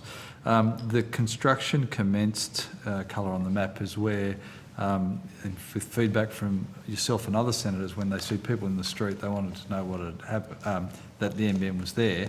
And so the trigger for that colour on the map is when we issue a contract to our contractors. So is work underway a different description of the same thing? It is the construction commenced trigger that drove... So it's no different to what's existing on your map? No different to what's existing on the map. Okay. Now, just a bit of feedback, and you may not want to for very deliberate reasons. Is it possible to colour code the FTTN areas in a slightly different colour to the FTTP areas, just so that people don't look at it and make the assumption that they were getting it, like there's an existing colour for FTTP and people are used to that colour. Is it possible to get it coloured where the FTTN is being done differently, just literally so people don't get confused about whether they're in an FTTP area or an FTTN area? Senator, our intention from a communications and marketing perspective, 99% of, or the far greater majority of the average end user is really not interested in the technology, they want the service. So our job is to deliver a service, whether they could get and deliver that on the time they need it for the purpose they need it. I was just asking if it was possible, so that there isn't any confusion on the map. Of Mr. course, Morrow? that's possible. Of course it's possible. Yes. Would you consider doing it? No. Sorry? No. No. You don't want people to be able to know the difference about what they're forecasting. To Mr. Simon's point here, most people, all they want is broadband service. Give them good, decent broadband service that's affordable. But don't tell them is it a secret which technology they're getting? We have put out guidelines to where people can see how we're deploying the technology, but again... I'm being slightly facetious, but being more serious for a moment. Please. It's been well advertised now that de facto, we've discussed this at estimates, de facto that even the green doesn't mean that you're going to get FTTP. It would just seem a simple thing that from this point going forward, there's a slightly different colour so that if people are just looking at the map, they can easily tell the difference. So Senator, the reality is end users want services. Putting multiple colours for different technology set doesn't really add any value. In fact, it would confuse them further. People don't confuse them further. End users don't. If they could look and see my area's the red, and the red down the bottom is fibre to the node, and my area's green, and green's fibre to the premises. I would argue, no, that would be really confusing for them. You're right. You've got me there. I would argue You're in the right. same way that when you catch public transport, you don't care whether your bus is petrol-powered, gas-powered or electric-powered. I tell you what, As long as you get from people A have to B spent- in the time frame, they people care have- about the service. That's what we're trying to people have deliver, spent years, a service. People have spent years having to get different Not a cards for technology different discussion. systems. And even today in Melbourne, you still can't necessarily use the same card on the different system. So it does matter which public sector form of transport you're using, a tram or a train. Most are integrated now, but for years people have managed to live with that confusion. But clearly you're trying to hide for no not trying to apparent hide reason. anything. You've already announced it. I'm actually being serious. You've already announced it. There's no secret. I'm just looking for some clarity on the map. But clearly the answer is no. We don't want people to be able to tell on your map whether they're an FTTP area or an FTTN area. I know you are interested, Senator, but what Mr. Simon is pointing out, and we do talk to the market, and that most people don't care. So why would we put something out for the few? I know there's a lot of technology athletes out there that. Yeah, no, those fibre zealots, we've got rid of them out of the company. We're doing okay, but now we're going to make sure they're kept in the dark. This is the very point. We're technology agnostic. Let's get the service built out there. Let's get Australia connected to the broadband If network. you're and reap the technology benefits from it. agnostic, why are you embarrassed by explaining to people which form of technology Because is in their area? That's a commercial decision that we're taking around which technology to best serve that area. If they don't care, why would it matter if you change the colour? Because we don't determine the technology and stick to it. There's a lot of people that will feel, well, wait a minute, why are you changing technology? What we are promising and committing to is providing a broadband service. Again, we've talked to people, they don't care. Now, of course, the idea of, oh, well, wait a minute, were you going to give me a gigabit per second on fiber for the same price that you're going to give me 50 megabits per second on a fiber to the node? Most people think, well, shoot, I'd rather have more for less, for the same amount of money. But the fact of the matter is, we can't expect every taxpayer to You're not offering contribute people to each the choice. individual. Don't speak on behalf. I don't mind you speaking on behalf of the company. A good Stop example. speaking on behalf of the public. The I'll public have. I'm explaining the economics. The public have I'll give you a bought- good example. In an FTTP public area, have bought you could be deploying overwhelmingly. FTTB. One building could have FTTB surrounded by FTTP. Do we want to have different coloured dots colouring in amongst a bigger circle? People know what they've got though. I don't sound silly, but I you think have the different argument- coloured dots all I don't over the map understand it. right now. It's a bizarre Different argument. coloured It's not dots logical. all over the map. You have each individual fibre to the premise, whether it's, The dots just talk over about 100. the process from construction. No, I'm talking about ready where for service. you go onto your map and there is many dots which represent the greenfield sites all over your maps, okay? And funnily enough, they're right in the middle of some of your other deployments too. Quite amazing, and nobody's been confused yet. But don't worry, we get the hint. You want to hide. No, it's No, not not hiding, hiding, is it? Senator. That's a mischaracterization. As we even put out within the forecast, we're given an indication of the technology that we're going to deploy in the various communities. This is where we have to be very careful about this, and I think you can appreciate this. If people Be very careful about explaining the facts to people. we're careful about what we can commit to and what people need to rely on. We want to be respectable as a company that when we say we're going to do something, we stick to it. And that is providing access in a universal way to all homes and businesses Mr. by Murray, 2020. you are deliberately obfuscating here. I'm not suggesting you're putting up something new that changes the definition. I'm simply seeing if it's possible, and it is possible, as you've accepted, whether or not when you make a decision and you're very comfortable when you decide to put something on the map, what colour it is. So stop obfuscating about reliability. This is after you're through your reliability metric. Senator, can I take away the point? Once we have confidence in this, for both of the senators that were concerned about this, once we have confidence and we're already in construction, we know the technology, there is no problem of revealing what that is. You already have. You've already said where it's going to be. I but this don't is- actually understand what the problem is. But the problem is that people want to know, tell me in March of 2020, what technology for this address is going to go. And I have to tell you right now, that's going to change so often that it would be irresponsible But I'm not asking give you to that. do that for 2020. I'm asking whether, when you've decided that it's passed all your reliability tests, that you can actually indicate construction is underway, which goes up right now, whether or not there can be a different colour for the FTTN areas. Senator, can we take that away to see what's the best way to do As I that? said, you've actually announced they're going to be FTTN. All I'm saying is, colour it as FTTM because that's what you've already said. But I don't actually want to waste the time of the committee about the colour of a map. I think it's an absurd discussion that can be cleared up really easily, but unless people are sensitive and want to hide something. Anyway, moving on.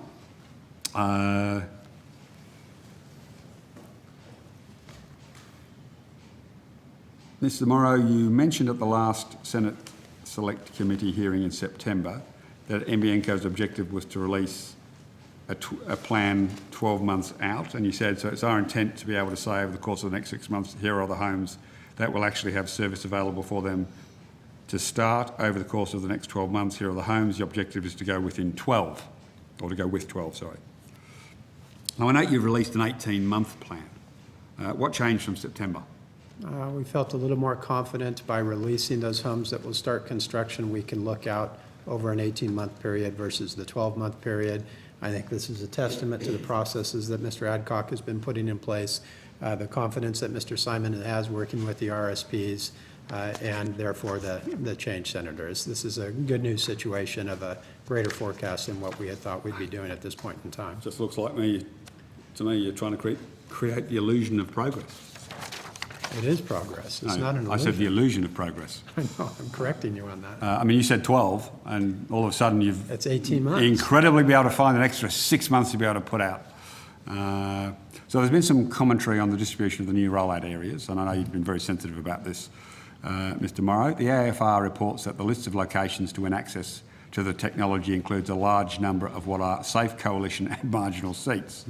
Josh Taylor has done a rough count. He estimates that 312 of the 419 areas, or about 75%, are in coalition electorates. Were any Liberal or National MPs consulted as part of the process of deciding which areas would be included in the rollout plan? None at all. So it's just good luck for them that 75% of the areas are in coalition electorates. Senator, honestly, I walk these halls, I couldn't tell you who's on which party, and I don't care. Now, the rollout plan lists areas to get the multi-technology mix, but separately you've listed areas to get FTTP. I didn't quite understand what that meant. Does multi-technology mix mean FTTN and FTTB? So the rollout plan lists areas to get the MTM, but separately you've listed areas to get FTTP. So I'm just trying to understand what's that. What does it mean that you've listed them separately outside of MTM? The FTTP areas, Senator, are the ones that are, predominantly locked into that technology and are known. The MTM, which goes to some of the discussion you were having earlier, is that's the access technology choice for the area, but it is still subject to further refining as we go through the designing and the detail of planning. There might be greenfields areas in there which will have a different technology again. Okay, I just found it That's interesting it. It gives us that the you choice. separated FTTP out of MTM. That was all. Because they were known.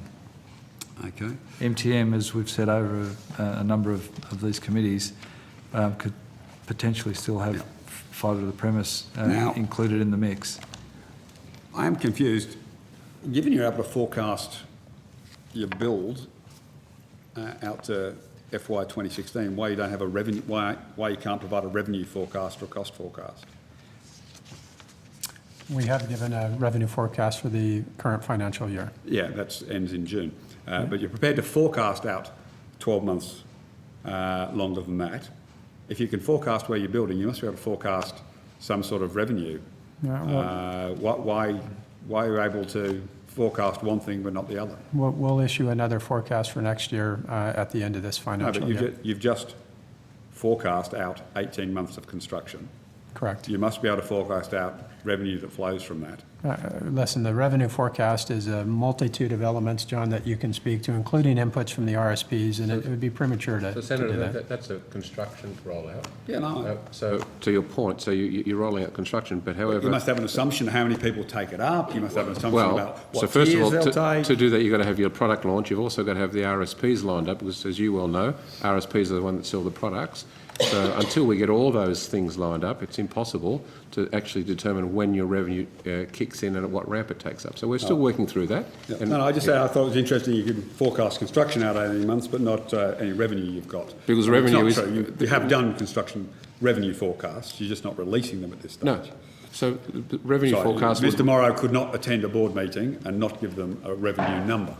Okay, that just would not be a feasible position for a CEO of a $40 billion company to actually credibly go ahead, Mr. Simon. You may not release them publicly and they may be described as too unreliable, but you do produce numbers. But we'll have a longer... You're nodding, but you need to say yes, We Mr. do, Morrow. Senator. I'll acknowledge that. There is Yeah. the board has a multi-year plan. We'll come back to that on Thursday. I don't want to waste time here. We'll have Mr. Rue to help, and you can talk over him as well. Thank you. Now, so the rollout plan talks of 1.9 million premises for which construction will commence by June 2016. News articles reporting the rollout plan have said in some cases that 1.9 million premises listed in the plan will be connected. So there's a back to the famous roll past and connected discussion, which remarkably we're evolving back to. How can that have happened? But I'll get to my question. Which is correct? Is it 1.9 million premises for which construction will commence, or at 1.9 million premises will be connected? Per my previous answer, Senator, it's construction commenced. Okay. 1.9 million premises. I believe, unfortunately she's not here, but I believe Ms Kaiser has been ringing the press agencies trying to correct... She could tweet it. Statement. She's an expert. Yes. Ever thought about taking her off Twitter? Ever thought about taking her off Twitter, just to save you? Karina Keisler is a very responsible employee. She means to do well, and I'm confident her contributions to the company are very good for the taxpayers. Yeah. Will all the premises listed on this plan be passed or connected to the network by 2016? We'll just come back. Just want to confirm they will only be passed. They will not have been corrected. No, they connected. won't even have been passed. They will have construction commenced. We may issue a contract instruction on June the 29th. So how many will be Senator. passed? Again, if you, at the end of the information that was provided is subject to a number of caveats, including the deals with the DPs. Sorry, this is our plan at this point in time. No, this is sorry. You can't suddenly put out a set of numbers and then go, oh, but you can't really take them seriously. We're taking it very seriously. This is what we're planning to do.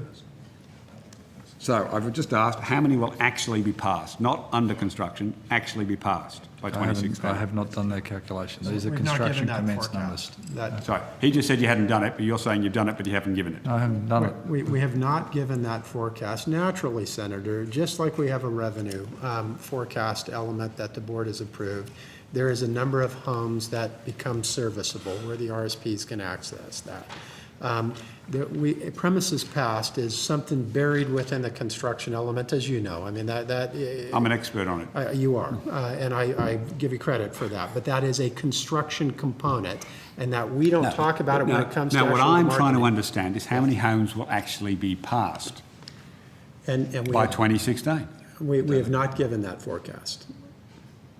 Why not? Senator, You're happy to aggregate it up with another number and toss it in.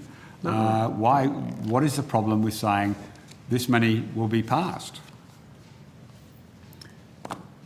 Again, Senator, we are refining the process. It's back to the words illusion, Mr. Morrow. No, Senator, we don't play those games on this. What we have to do, as you know, that because the company has had a history of giving information that was so bloody incorrect, that people relied on, that caused problems to. I mean, whether it's delivery partners or homes or communities, they relied on this information, and it was inappropriate to give them that because the company could not stand behind it.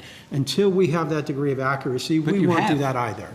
What we can say, though, You have Senator, green on with the confidence. map. You now have green on the map, which says they're at X point, which you consider to be reliable. You've now put out forecasts, yeah. which you are saying are reliable. Indeed. Okay, so now I'm asking you to disaggregate them, No. which you know you can do, No, which you say you have You're done. asking us to tell everybody when homes will be passed, and that we'll never do again. That is something buried within Greg's group. What we will do ultimately is talk about when homes will actually be ready for connections to where the How many RSPs homes will can be go ready into for the- connections in June 2016? We have not revealed that information because, Senator, there is a lot of other things that we still need to refine before we can have a degree of accuracy behind this. This is prudent management and decision But you're able to making. release a number talking about under construction, which, as Mr Adcock indicated, is a construction notice issued on June 29, 2016. Indeed, because we have You're happy to confidence- add that number in to pad out the numbers? Yes, Senator, because again, that's something that our RSPs value. They need to know that construction has started in that area so they can begin all of their preparation work. RSPs have told us that they value that information. This is what this is all about, is to be able to gear up the industry to be able to offer this great service to so many people across the nation, and that's exactly what we're doing. Can I perhaps add to that, Senator? The premises passed, as Mr Morrow said, is something that we have as a construction metric, and the Senator knows You're that not I'm put this always number happy to share it to you in a historical context in this forum. You ask us the question, I'm always No, prepared I'm to answer asking you a on a question historical basis. Based when on it's, your forecast, which No, you've boasted when about it's a fact- in the papers. When And it- I've said, can we disaggregate that a bit? And you're going, absolutely not. Not yet, Senator. I mean, again, we're walking before we're running. We're trying to do the right thing here. We're You've not. been doing it for a year.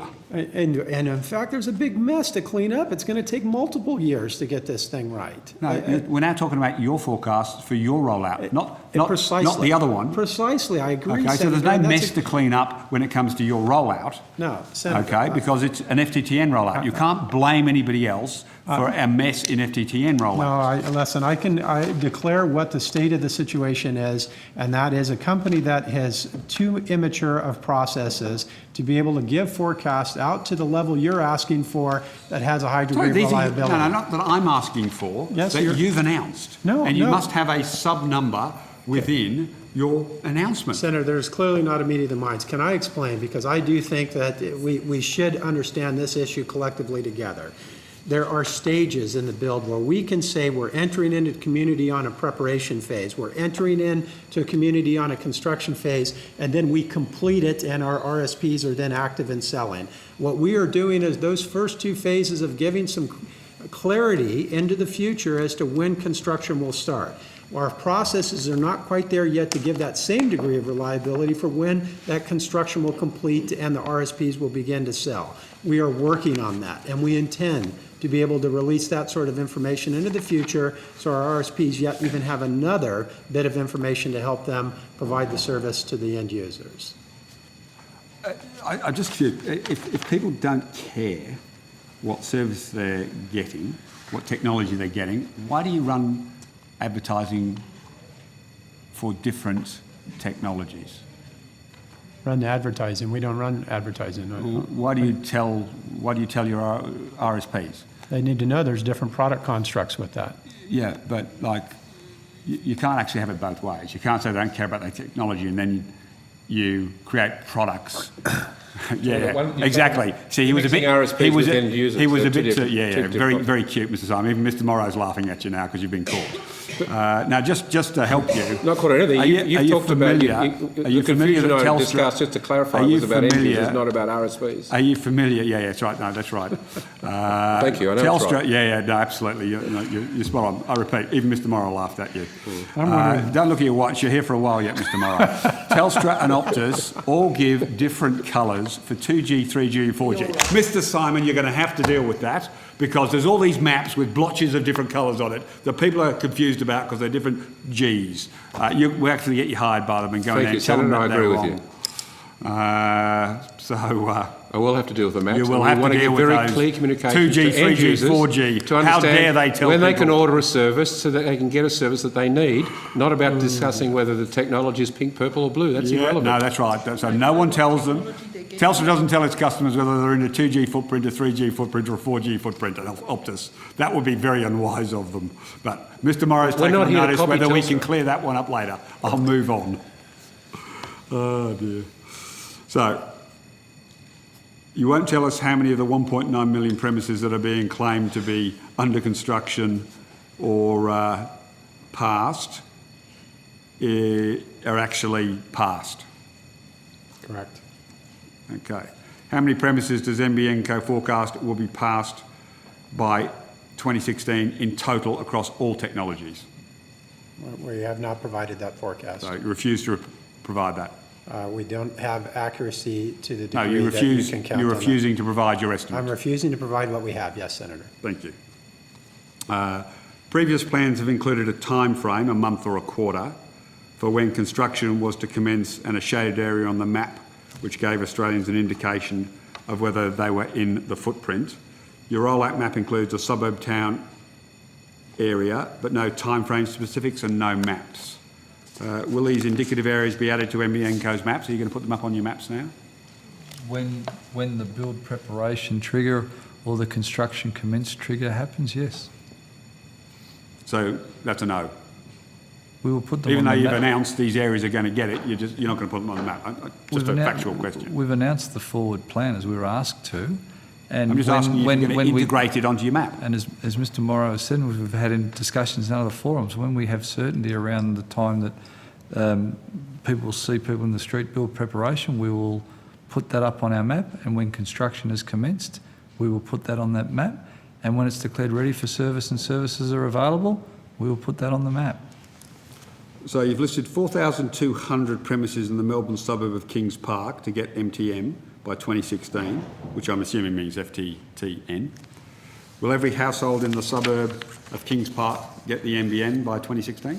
Senator, the whole purpose of putting out there and the note on it that these were estimates is that we haven't done the detailed planning yet. This is the forward estimate, so the boundaries aren't known. So one of the reasons you don't put things on maps at this point in time before the detailed planning is done Are you happy to is put to out press set releases false and tell them? expectations. So it's okay to put out a press release and tell them that they'll have it by 2016, but you're not willing to put it on the map. Mr Morrow?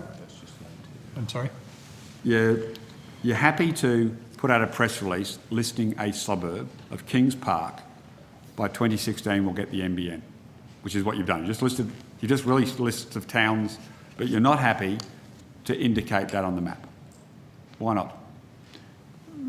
What's the point of indicating it on the map? Well, you've indicated it in a press release. What was the point of putting it in the press Can release? I tell you what we are doing? No, Because I'd like you to answer my question. No, I will. I think I will, Senator, if I can just explain Well, again. first today, but So we it a crack. put on the maps when a home or a business goes into the preparation phase, or when it then moves from preparation into construction, and when it moves from construction into ready for service. That information is available. These near 2 million homes that are incremental that will start construction over the next 18 or 19 months, as they move into preparation, as they move into construction, we will update those maps so people can see that. So if that's but- what you're asking, we are intending to do if that. I lived in Kings Park today, Yes. you've told me I'll have the NBN by 2016. To be fair, Mr Adcock just said, whoa, just a minute, not really. There are some qualifiers that we've put on it. You can put a qualifier on the website too. Senator, we have a system that works that we get positive feedback against of when a home goes into preparation, when it goes Yeah, but home you've into just issued your construction. first press release saying here's your new areas for 18 months. So you've got a new process you've created, and I'm now asking you, why aren't you prepared to put those I'll tell you. We feel on your map with the indicator we feel, like you have just done in your press release? we feel quite comfortable that the current model that we have on the maps is suitable, it is transparent, it is helpful to users to see if they're in preparation and construction or ready to take NBN service from their RSPs. And that will continue. We do like that system, and Do you we really have think positive that feedback against it. now you've listed them on the map, on your press release, it's going to make any difference in future questioning whether you put them on the map or not? Senator, adding another color to this, it's two different purposes behind this. You've added them, not me. Well, we provided this information, Senator, for RSPs to have some future indication of where they need to prepare their marketing for. And that's going to continue. We're going to expand that 18 months to 3 years, and that's going to be very important Some for people them. have called that Orwellian in the past, you know. They called it what? Orwellian. And my, I'm guessing you can guess who I mean. well, Senator, again, all we care about is making sure we get the NBN built out to all Australians as quick as we can. We want to be able to provide as much information. You're providing that- no information to Australians. Senator, that is just not true. When you look at what's available on the website today, look at the You are release that we refusing to just gave. provide any financial details to this committee. So don't we sit here. have provided financial The fact you're details. colouring in a bit of map does not constitute giving information to Australians. We have given a forecast for this year of what our revenue, what our customers, and what the network will look like for the And you'd current be in financial jail. year. And- ASIC would have come and arrested you if you were a private company, okay? You could not go to the marketplace, the stock exchange, Senator, and put a you- document like that out. You'd you- actually be having a knock on the door from the corporate plod. You are a hard man to please, Senator. Oh dear. Let's move on. The rollout plan includes an additional 163,400 premises to get FTTP by 2016. Is that correct? I'll take the Senator's math as correct. Your most recent rollout stats, 20 November, indicate that 440,766 premises have been passed with fibre, according to your new metric. So we're working on your new metric, not your what you describe as your historical metric. Which week was that, Senator? I'll just confirm. 20th of November. Now, there may be a new one up today. No, it's Tuesday, so no. Yeah, it's updated. It is updated? But you're of the vicinity. Okay, but it's not going to be material to the conversation. 454,000 as at last Okay, 454. last Thursday. Okay, thank you. So what's this number under the old metric? So now I'm going back to your old metric. You said whenever I ask, you tell me. So what? I like to. You make did say sure that. it's heavy. Under the old metric of premises passed, at the same time the number was 558,000. So it's 558,000 for the 454, just so we're on the same. 555 old measure, 454 new measure. Okay. 104,000. And what is currently in build prep or under build?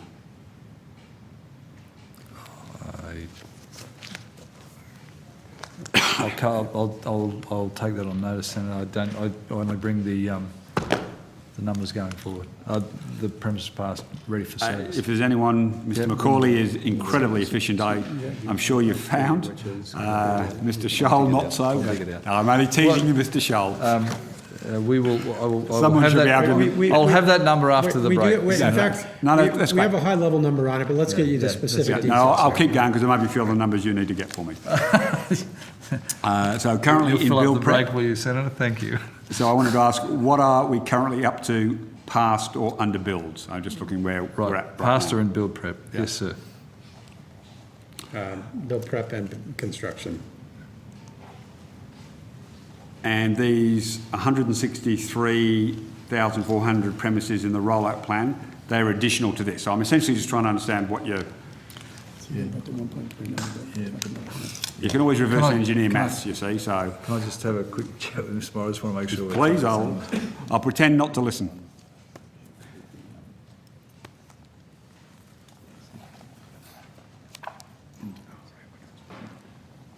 So I can get this. Yeah, damn that reverse engineering. I just want to make sure that we're all talking about the same numbers. Yep, no. So the 163,400 premises in the rollout plan, these are additional to the ones that you're declaring as passed and under construction and today. this is why I absolutely want to be clear, because if you're adding the numbers that you just asked for and the looking forward numbers, clearly, as we've discussed, if something is yet to have a construction contract instruction issued, it may very well be in the build prep numbers. You would make Yeah, that no, deduction. that's why I'm digging away. That's right. So I just want to make sure we don't. So I asked what is all. currently in build prep or under build, Yes, and these are discrete numbers. but the And then I asked- underbuild tomorrow So what could are we- very well be in the No, build prep today. I appreciate that things move, which is why I ask you regularly. That way there isn't any ability to misrepresent. No, that's good. So I asked, what are we currently up to, past or under build? Yes. And then there's 163,400 premises in the rollout plan. These are additional to this.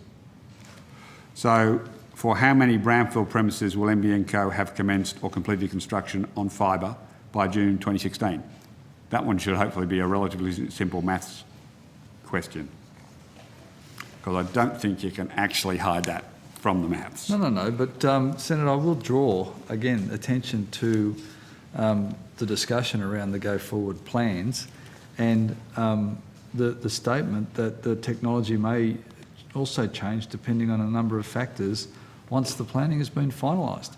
That is in the release, and as we go through the plans, the 163 could become 180, it could become 140. And that's... You're in charge. I'm entitled to ask you the questions. And I'm answering them, No, Senator, you're trying in to a way say it's that impossible makes... for me to know what construction I've got underway. No, the Senator does often look at what I've said and challenge me on it in future meetings. I just want to make sure that the answers I'm giving in the correct context of the media statements that have been put out there. I appreciate it. So, Thank you. the strategic review states that 1,330,000 will be passed with fibre by calendar year 2016. That's what your strategic plan says. And the strategic review, as I think Mr Morrow and myself have said in a number of these forums, was a direction at a point in time subject to... So are you planning. dumping it? Are you telling me I should stop bothering with the strategic reviews numbers because they're just irrelevant? We've evolved. I'm asking you, like, seriously, you can't keep should not saying, dump it. ignore them. To answer your question, you should not ignore it, you should not dump it, but we're taking a strategic review that was done over a few months, and now we're integrated it into a few multi-year weeks. plan. A few weeks for the I for was the not here, record. but I presume it took more than a few weeks. But you've got that genius who wrote it for you. I mean, you've got that genius who wrote it for you. I mean, he can't have been wrong. You've testified he's the absolute genius you've ever worked with. I think I do have geniuses that I work with, Senator, thank you. Yeah. And again, Senator, I want to understand what it is that you're after so we can make sure that we meet your needs. So No, you've no intention of meeting my needs. You will actually say, I Senator. refuse to reveal that information Can we just by the go time to we get to the questions, nub of please, it. Senator Conroy? Thank you, Chair. Now, just back to Kings Park. Kings Park's a defined area as a suburb. But you also said a minute ago that not every area in Kings Park will get the NBN. So I'm confused. If you're not prepared to put on a map your exact boundary, how are you going to manage the expectations of people who live in Kings Park when you've just said not everybody in Kings Park will get it? I think, Senator, that's absolutely woven through everything we've been saying. We manage the expectations of the people in Kings Park Okay, so by everybody in when Kings we Park. know we have a build preparation in a defined area, we put it on the map. Why have you just raised When their we know- expectations of the poor people in Kings Park when you're now not prepared to stand by your own press release of 24 hours ago and guarantee everybody in Kings Park will have it, everybody in Kings Park, not some people in Kings Park, by 2016? I'm You're not even happy to prepared to take that stand by on board, that? Senator. I'm happy to refer the Senator to the wording in the press release that says the exact number of premises, as well as the regions covered in the rollout plan, may vary once NBN Co has finalised its construction planning. That is exactly why no one sitting at this table, no one sitting why did you- anywhere can why say did you release- all people in Kings Park. I don't Why know did you that release the a press suburb release name? said all people in Kings Park. Why did you release in your press release that Kings Park would get it? Because we have a forward-looking plan that with the best knowledge available to us at this point in time, we are The going to Minister go for through the design, Communications stood refine up the in plan. Parliament yesterday, waved your press release around and told people in Kings Park they're getting it by 2016. Our intention, absolutely. And people in Kings Park will have construction started by 2016. Everyone in Kings Park. The exact number of premises, I'll read it out again, Senator. The exact number of premises, as well as the regions covered in the rollout plan, may vary once NBN Co has It's finalised just its that the Minister construction didn't planning. mention that when he stood up and waved around your press release. I can't speak for them. But can I just make sure this stays in context? That in the that your suburb, favourite of word? course, it is, Senator. There's no When you're doing intention the to say, drilling. we're not going to try to I'm do... about to just interrupt. Senator Conroy, you do need to let the witnesses complete their sentence. Thank you. Thank you, Chair. We intend to cover, of course, the community. But in the rare case that there's something that we can't get through and 5 homes are left out, this is why you in particular, Senator Conroy, will hold us to every one of those homes if we don't put these caveats in. So Mr. Adcock is nothing more than being conditioned by this committee to be very careful with caveats, so it's not being brought back here saying, you said every single home and you've left out 3, shame on you, and we see charts up here on the board saying we missed our targets. So that's putting this in context. Okay. There is no... If you don't release any information, you can't be held to account for missing a target. You are correct, Mr. Morrow. We have released the information in terms of the volume of homes that we intend to start construction on. And in which But suburbs the problem was and cities and towns. You released more than that. You released geographic areas. And you're We being did. very We clear, did. unlike the minister, you're being very clear you can't guarantee that those suburbs will actually get it. And I'm not being critical of you. I appreciate you've put that on. I'm just making the point very clearly that the minister fails to make the same point. I am not going to get into talking about what the minister said. I was not in whatever meetings that you were in. No, it was Parliament. I'm not a member of Parliament. I want to say fortunately, but I don't mean to be disrespectful. So we often think that ourselves. Now, the areas to get FTTP overwhelmingly look like the same areas the former government commenced fibre construction on. Are there any new areas that are in the FTTP in your rollout plan? So that's areas that were not listed on NBN Co's previous 3-year plan, which was taken down. So I'm just looking to know, is there an area suddenly that got lucky, or are they all within the original? If you're talking about the original overarching, I don't believe there is anything new, because what we were working on, I don't believe were there. I won't hold you. However, if you come back and say, no, there's a suburb that wasn't on the plan, I won't hold you. I'm just wanting to roughly... My answer would be, I believe they are all in, to the extent that there is one that wasn't, I will come back. So take it as yes, Cool. But if there isn't, I'll come back. So how many of the 1.7 million or so premises in the rollout plan to get MTM will get it by FY 2016? I've previously answered that. We're not doing a premises passed or premise connected forecast at this point in time. We've notified when we believe we'll be commencing construction. Now, an NBN spokesman, and it says man, so it narrows down who it could have been, said that 1.9 million premises announced today did not factor in HFC or the long-term satellite service, which it expects to service around 400,000 users when it launches late next year. Now, the 1.9 million figure was in addition to works already commenced on 677,535 premises. The spokesperson, they've become a person midway through the conversation, said, which alongside the expected LTSS figures brought the total by June 2016 closer to 3 million premises. Can you break down the 535 premises for which work is currently underway, please? I'm happy for you to take that one on notice. FTTP, FTTN, FTTB, fixed wireless and HFC. That would be the construction commenced on the website, Senator? No, it must include some FTTB and HFC. No. Senator, I'm assuming it is. The 3 million, the 1 in 3 homes that's being calculated is the homes that have been completed, the homes that are currently in This is the 3 construction. million. This isn't the 1 in 3. This is the 3 million premises. Yes. But I'm just going off a figure quoted by a spokesman or person. Addition to works already commenced on 677,000, or just for the simplicity, drop the 535. The spokesperson said, which alongside the expected LTS figure, brought the total by June 2016 closer to 3 million premises. So just so we've That's got correct. the right numbers, I'm just trying to understand Yep. what the breakdown is of the 677,535 premises for work which is currently underway. You mean which technology is in Yeah, those? no, I'm asking. We'll take it on That's notice. these right now. Take it on notice. Would there be any HFC in that number? No, there would not. Oh, good, okay, that's a zero. Fixed wireless? Yes. There should be a number. I'm sorry? There should be a number up on the website now. It should be, yes. I would. FTTB. I will have like the earlier question, Senator. I will confirm with the numbers directly after the break. I believe I have cool, the numbers thank you you. have. FTTN, I'm assuming that's a roughly.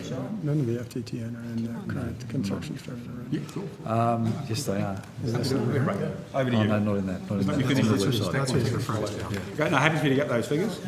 So no, I defer to my colleague who, just so you know, you are streets away from his house. He is so excited. He's from Adelaide. He's seen NBN. He's seen NBN being rolled out in adjoining streets. He is very excited. Senator Bernard. Mr Morrow, thank you. I do have some questions, and it does revolve around the rollout of the NBN in my particular area, which I have to say has been welcomed by a great many people. They're ignorant questions, I have to say, in the sense that once the rollout starts in a particular area, I continually get questions about how long it takes before the service is turned on. And I say, well, it depends on how big the area is, of course, but what's the start? It started in my suburb, I think, in August of this year. It's a relatively small thing. Does every street have to be connected before the switch is flicked? Thank you, Senator, for your question. And this is really important because I think it can bring a lot of frustration to a lot of the consumers out there as to why certain things take very long for me when there's a different time frame for my neighbor down the street. Once construction starts, Mr. Adcock and his team have done a number of great things working with our delivery partners to reduce the time it takes to construct fiber to the prem, and we're pleased with the refinement of the processes. That still, however, takes anywhere between 6 and 10 months, for example, just to get the basic construction through.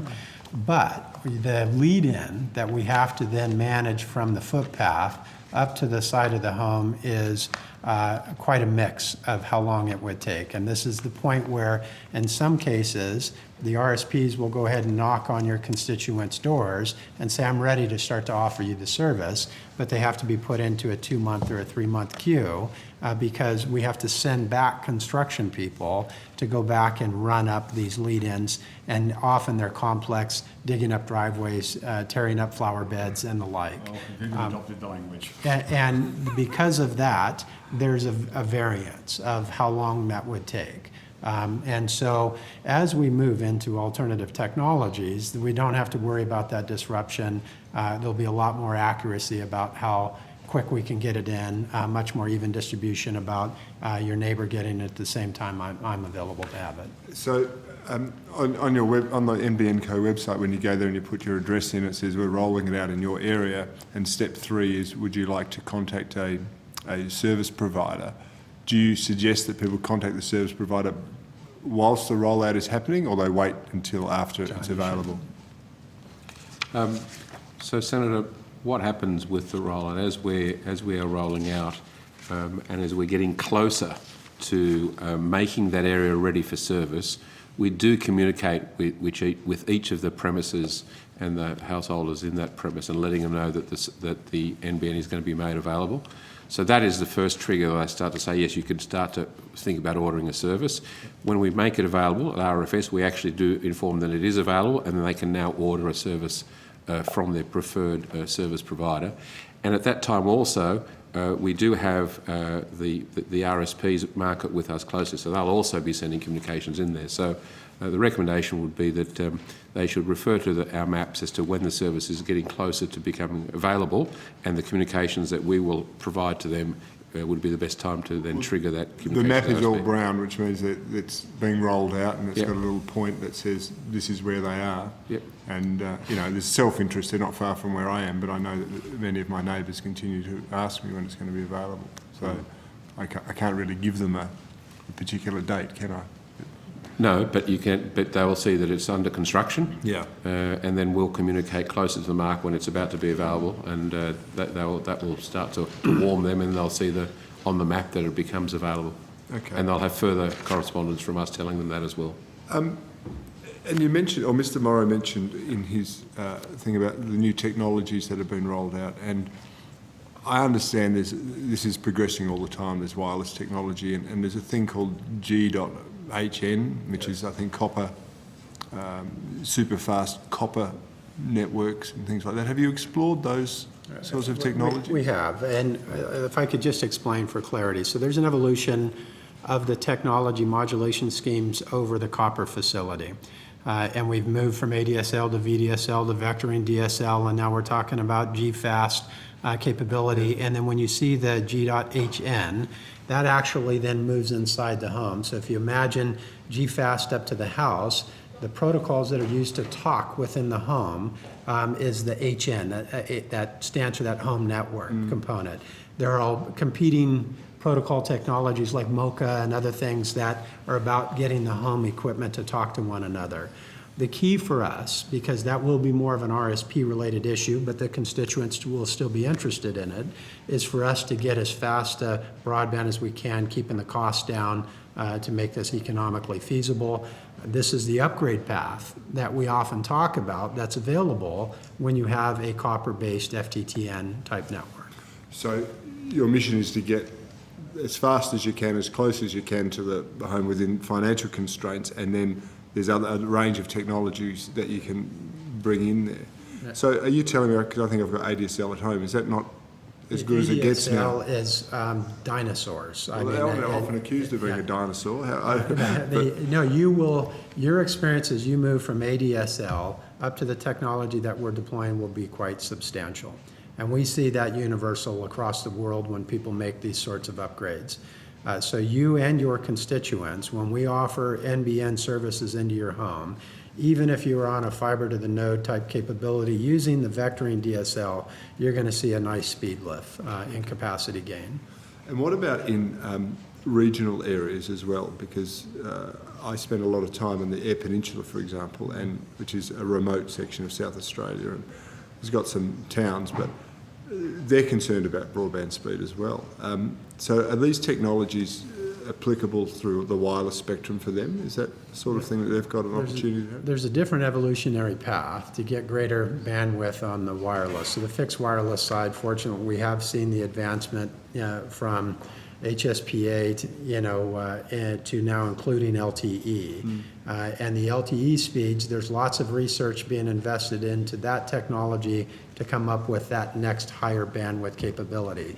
But I will say, Senator, people, and Greg can attest to this, and as well as John on customer feedback, people in our wireless fixed network are truly enjoying the service. They get very good speeds behind this. The service has been very reliable. The installation is very easy, does not have the conditions and the circumstances that I mentioned with fiber to the prem. So honestly, there's a lot of places where when I look, I would like to be on a fixed wireless network because of all of these great attributes associated with it. And how does that compare with, say, the 4G network run by Telstra? Well, so the 4G mobile aspect versus our fixed wireless aspect, we're able to direct the antenna and optimize that signal to get the most bandwidth possible. Telstra is operating on a mobile network, which means they're always moving between cell sites, and you have to share capacity. And that's the reason we can afford to give you plenty of data consumption within a month, where Telstra or Vodafone or Optus cannot, because that's much more of a scarce resource. The way but that's been is the deployed. Speed comparable? It could be. Depends on how it's deployed. So I think the big difference, Senator, is that when we design for fixed wireless, we are working on a design parameter that each premise we're delivering 25 megabits down and 5 megabits up. Yeah. And it's unlike, as Mr. Morrow was saying, a mobile service, which is, if you're the only user on that cell at that time, you may get that. Depending on how many end users around in that cell, you'll get congestion. Versus what we're doing is configuring it to the number of premises that fixed wireless area covers. The end result of that is best testified in the speeds and the customer satisfaction results that we're seeing on the end user, from end users. So they're giving us scores where we now random surveys of above 8 for the experience and the ease of use and the reliability of the service. and also on installation scores that are up around the 7.8s. So to Mr Morrow's point, the end user experience on installation is good, but more importantly, the speeds and what they're doing is also very good. To the point where, you know, there are examples of businesses that are using this service now where they really didn't have any major capability before. They're connecting to this 25.5, even though it's considered a residential service, but the reliability and the quality of the service radically improves and does provide substantive capability, even for small businesses and medium businesses, to be able to use that service. Yeah, just from a consumer's point of view, to get 8s on service and reliability or 7.5s on rollout is pretty good, because it can be maddening. It is very strong, and that's frustrating exactly for what we're people. trying to do across all our services, to make sure that we get that consistency of service and response from the end users working with our RSPs. And a final question, once again, just bred by ignorance. When someone is hooked up to the NBN, they choose their service provider, and there's a problem with the NBN, or a problem with the service. They contact the service provider. The service provider goes, "No, it's not us, it's the NBN." Where does this infinite loop go around? Because it's very frustrating for consumers. So the first port and the expectation is that the RSP is the port of interface for an end user to have their problems resolved. Normally, in 99% of cases, the RSP will resolve them. Could be working with us, they may need our assistance. If there is a situation where an end user doesn't get satisfaction from an RSP, we have our response centre. They can call that response centre.